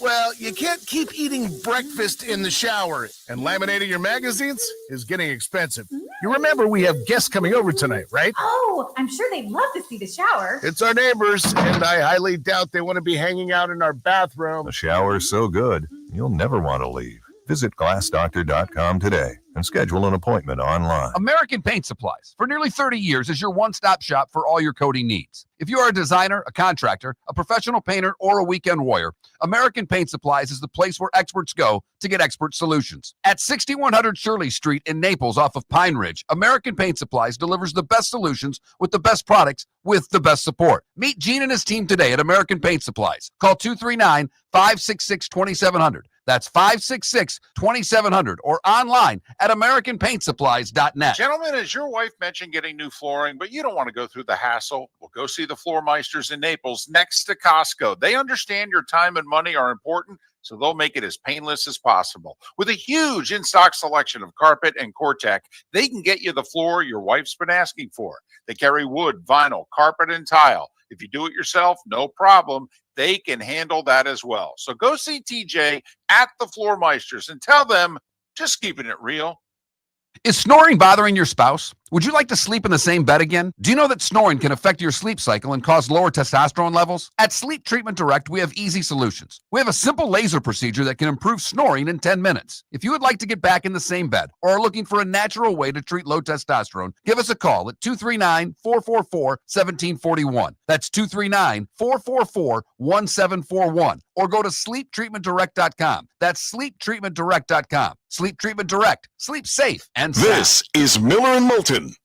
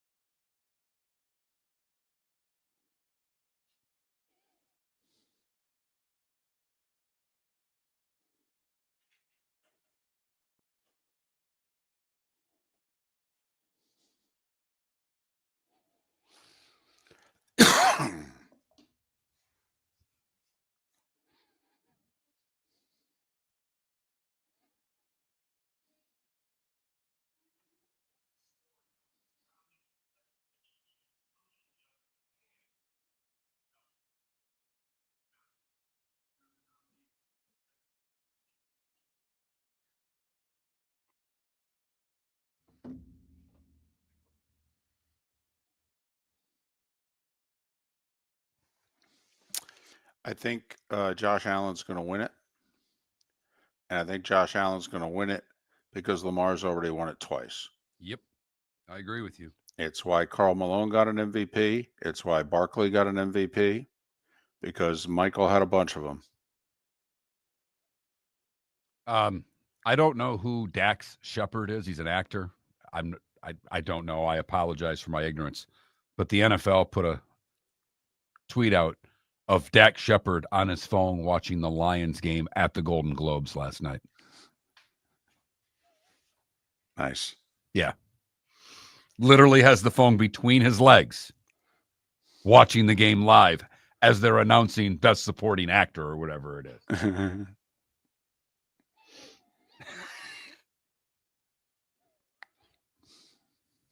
That's awesome.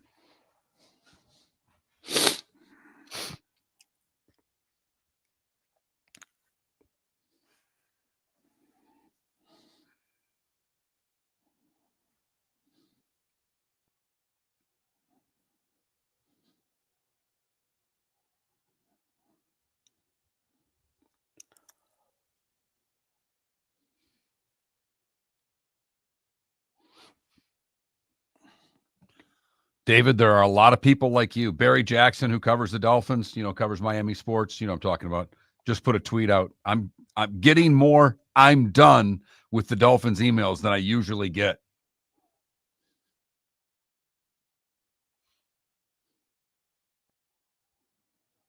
Oh, that helps me, Logic Man. Now I know who he is.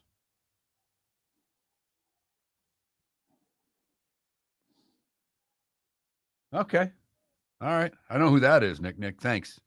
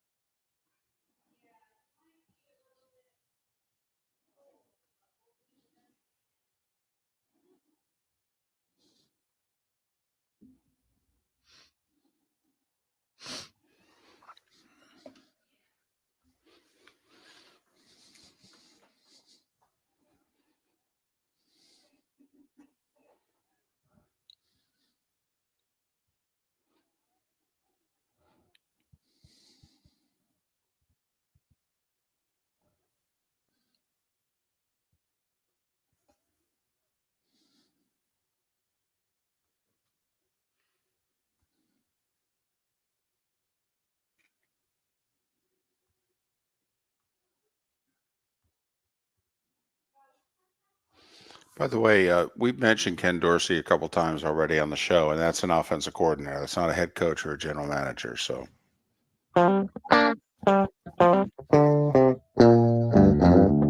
You're listening to Miller and Moulton.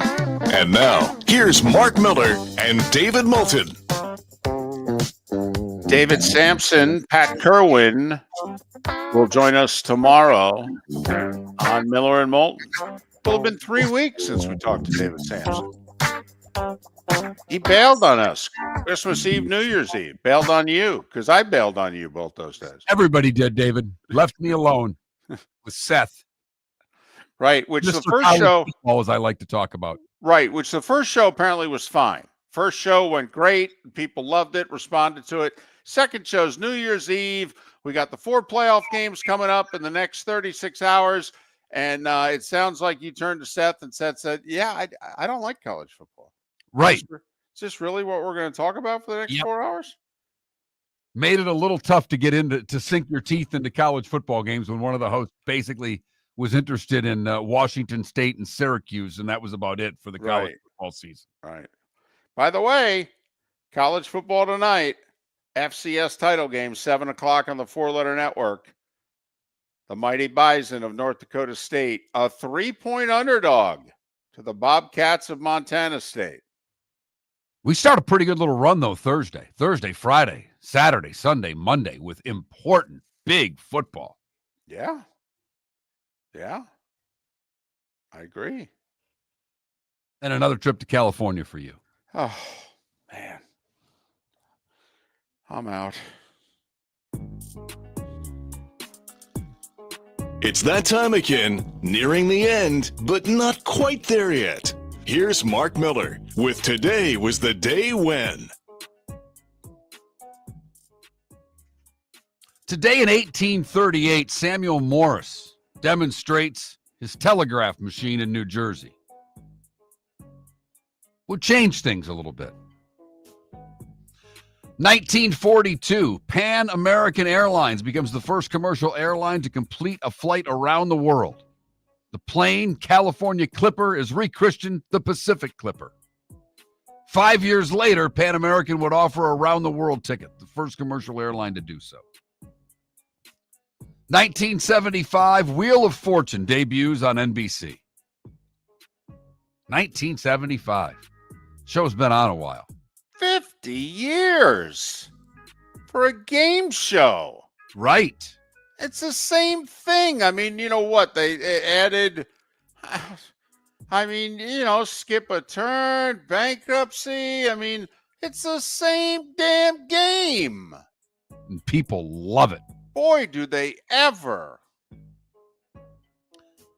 Ted Turner purchases the Braves for $12 million today in 1976. 1980, the Steelers would beat the Oilers in the AFC Championship, and the Bucks would lose to the Rams 9-0. That was the second AFC Championship game in 3 years in which there was a controversial play. And that's the first time, because you go back, Broncos Raiders, the 77 season, Rob Lytle was gifted a touchdown when he was jumping over the pile and he lost the ball right away. He did not cross the goal line with the ball. It wasn't even close. And they awarded him a touchdown. And the Broncos won the game by like 3 and denied the Raiders go. That turned out to be John Madden's last game. And then 2 years later, Mark, I don't know if you remember, Steelers-Oilers. Oilers got blown out the year before by the Steelers, 34-5, but they're down 7.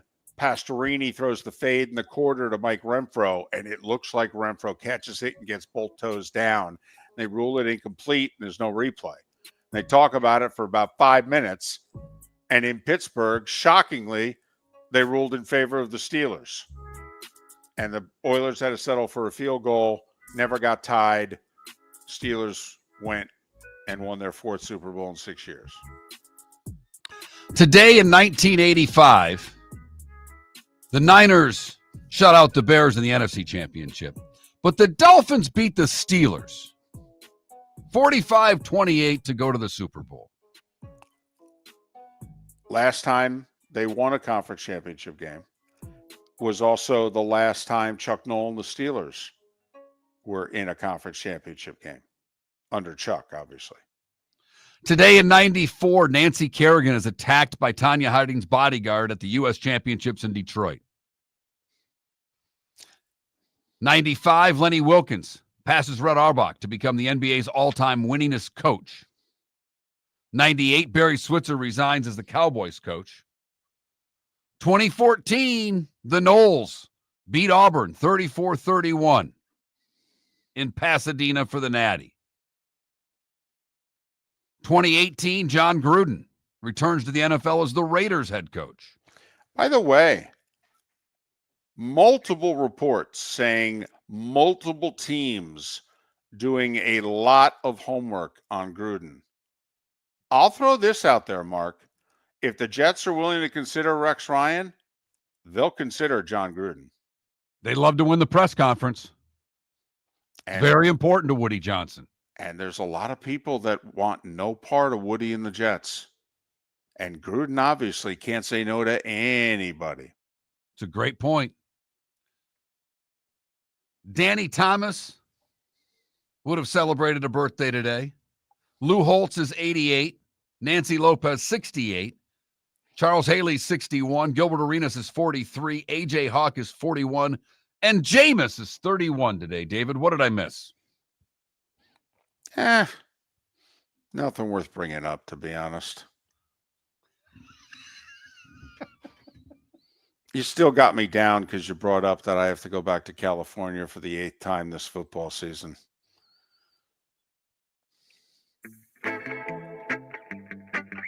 Time to see life a little bit differently. Here's Mark Miller with the good, the bad, and the ugly. What you got, Mark? For the good, we go to India, where I'm not even going to try to say his name. Mr. Dubé was sifting through dirt for the past 6 months. He's a poor Indian farmer, and he found 2 diamonds, one weighing 8.3 carats. The 2 diamonds are valued at around $50,000. So a great day for him. For the bad, we go to Cape Coral, where Patrick Gurkowski was arrested after failing to return a U-Haul rental truck. He had it for over a month. Whoa. He signed the rental agreement with U-Haul on November 5th with plans to return it on November 25th. He ignored all the company's attempts to contact him. Deputies found him and arrested him on the spot. Finally, the ugly. We go to Pinecrest, Florida, where authorities are searching for a man who was caught vandalizing a store by hurling an unknown object at its glass storefront the day before Christmas Eve. The business, Marion Psychic on Dixie Highway, has been unable to come up with who did it, which I think would really hurt their ability to be psychics if they don't know who tried to break into their own building. Right. I mean, when Miss Cleo went bankrupt, the obvious question was, how could she not see it coming? Cameras describe the man who did the vandalization, and they have no idea who it is. I'm stunned that Marion Psychic can't figure this out. Anybody with information is supposed to contact Miami-Dade Crime Stoppers. I can't believe this hasn't been solved yet. And that is the good, the bad, and the ugly on today, Monday, January the 6th, brought to you by the Cape Coral Police Department. Go to capecops.com. That's capecops.com. A $10,000 sign-on bonus for new officers. All information is available at capecops.com. Mentioned it earlier, football tonight, 7 o'clock, ESPN, FCS championship game, top 2 teams in the country. Montana State's the number 1 team. North Dakota State's the one with all the history and tradition. The Bobcats a 3-point favorite over the Bison. I'm taking the Bobcats. You know how much that pains me to do. Wow. Yep. I'm taking the Bobcats. I've seen them twice. I've seen North Dakota State twice. I think Montana State's better. Also, I think they'll negate North Dakota State's biggest advantage. North Dakota State, apparently both their tackles, Mark, are NFL prospects. And I think Montana State's line and even their ends can negate the dominance that North Dakota State normally has at the point of attack. Going with Montana State to cap off what would be a 16-0 season and win the Natty. I don't watch FCS football, so I'm not going to waste anyone's time with my prediction. But I know you're stunned that I am betting against North Dakota State. I am shocked.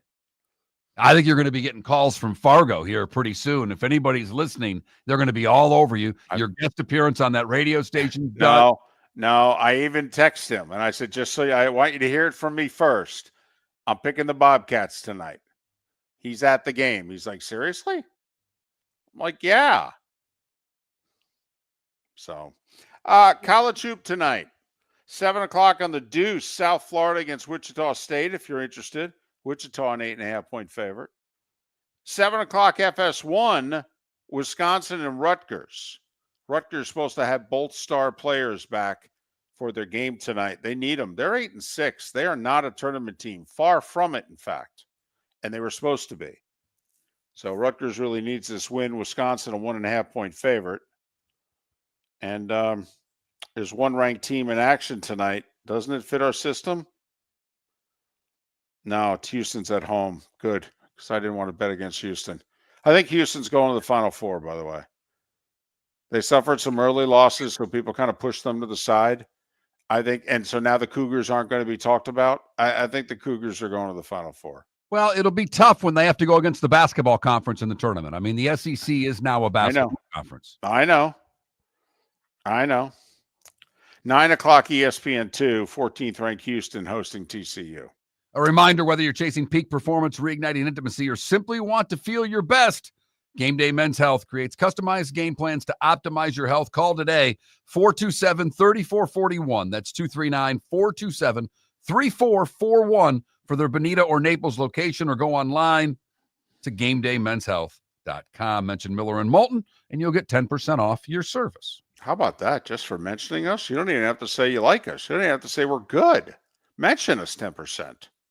Then once you get the 10%, you can tell them how you really feel. 4 games in the NHL tonight. If you consider NHL Network a real network, Ovi trying to add some more to his tally and get closer to Gretzky. Caps in Buffalo against the Sabres. Panthers, 9 o'clock tonight in Denver to take on the Avs. That should actually be a really good game right there. NBA's got like 9 games. Both the Magic and Heat are in action. Orlando, after losing at home to Utah last night, they got to go to Madison Square and play the Knicks. Knicks got a bunch of home games coming up. They played more road games than any team in the league. Knicks are an 11.5-point favorite over Orlando in that. Yeah, that seems like too much to me. Heat are in Sacramento, where the Kings have won 4 in a row. They lost their first game under their new coach. They won 4 in a row since. They beat Golden State at Golden State by 30 last night. Heat without Jimmy Butler, he's suspended. For 7 games.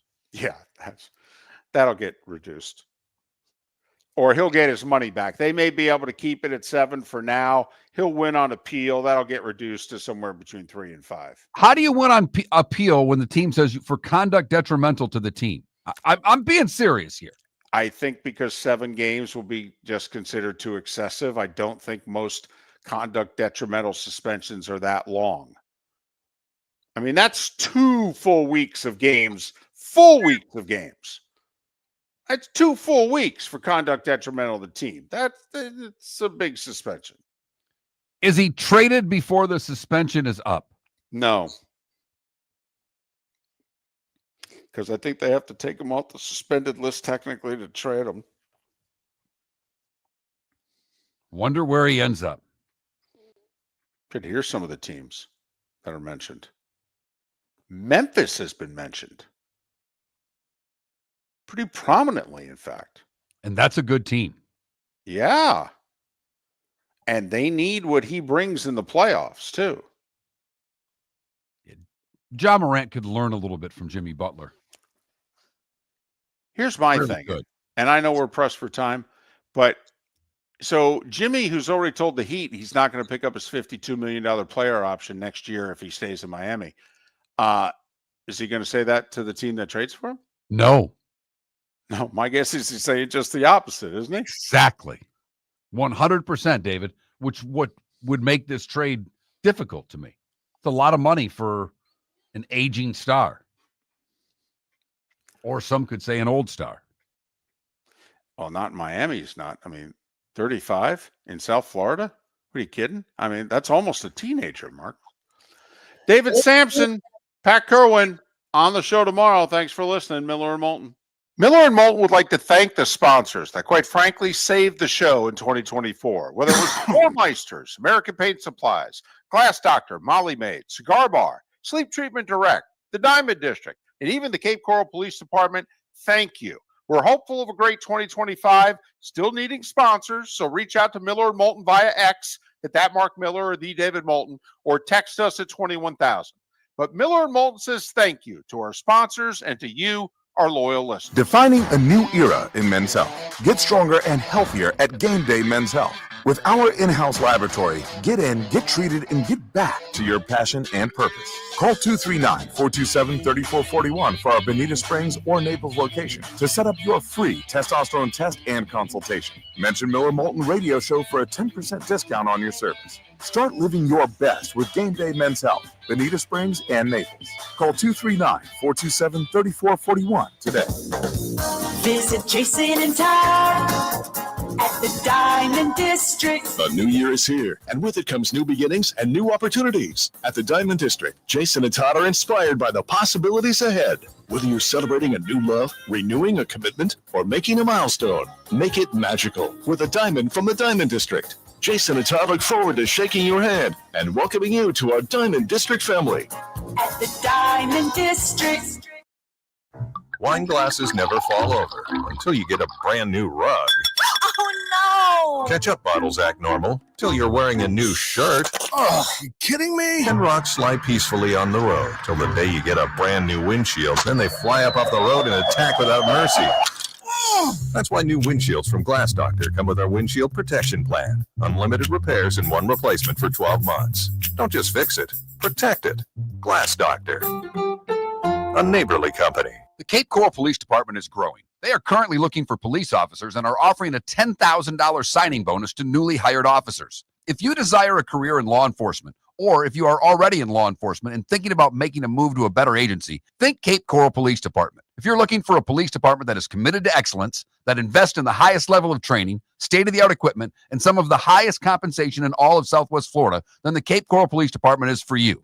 Visit capecops.com. That's capecops.com. The world-famous cigar bar started as a neighborhood place in downtown Fort Myers, and now it's a brand, a destination, with 4 locations. The original place, Henry Street, Fort Myers, Gulf Coast Town Center, on Southeast 47th Terrace off the Cape Coral Parkway, and the Lounge on West 1st Street in Fort Myers. A place to go, whether you just need a relaxing drink and a smoke after a tough day at work, or a place to go celebrate. From relaxation to celebration, the world-famous cigar bar. This is Miller and Moulton.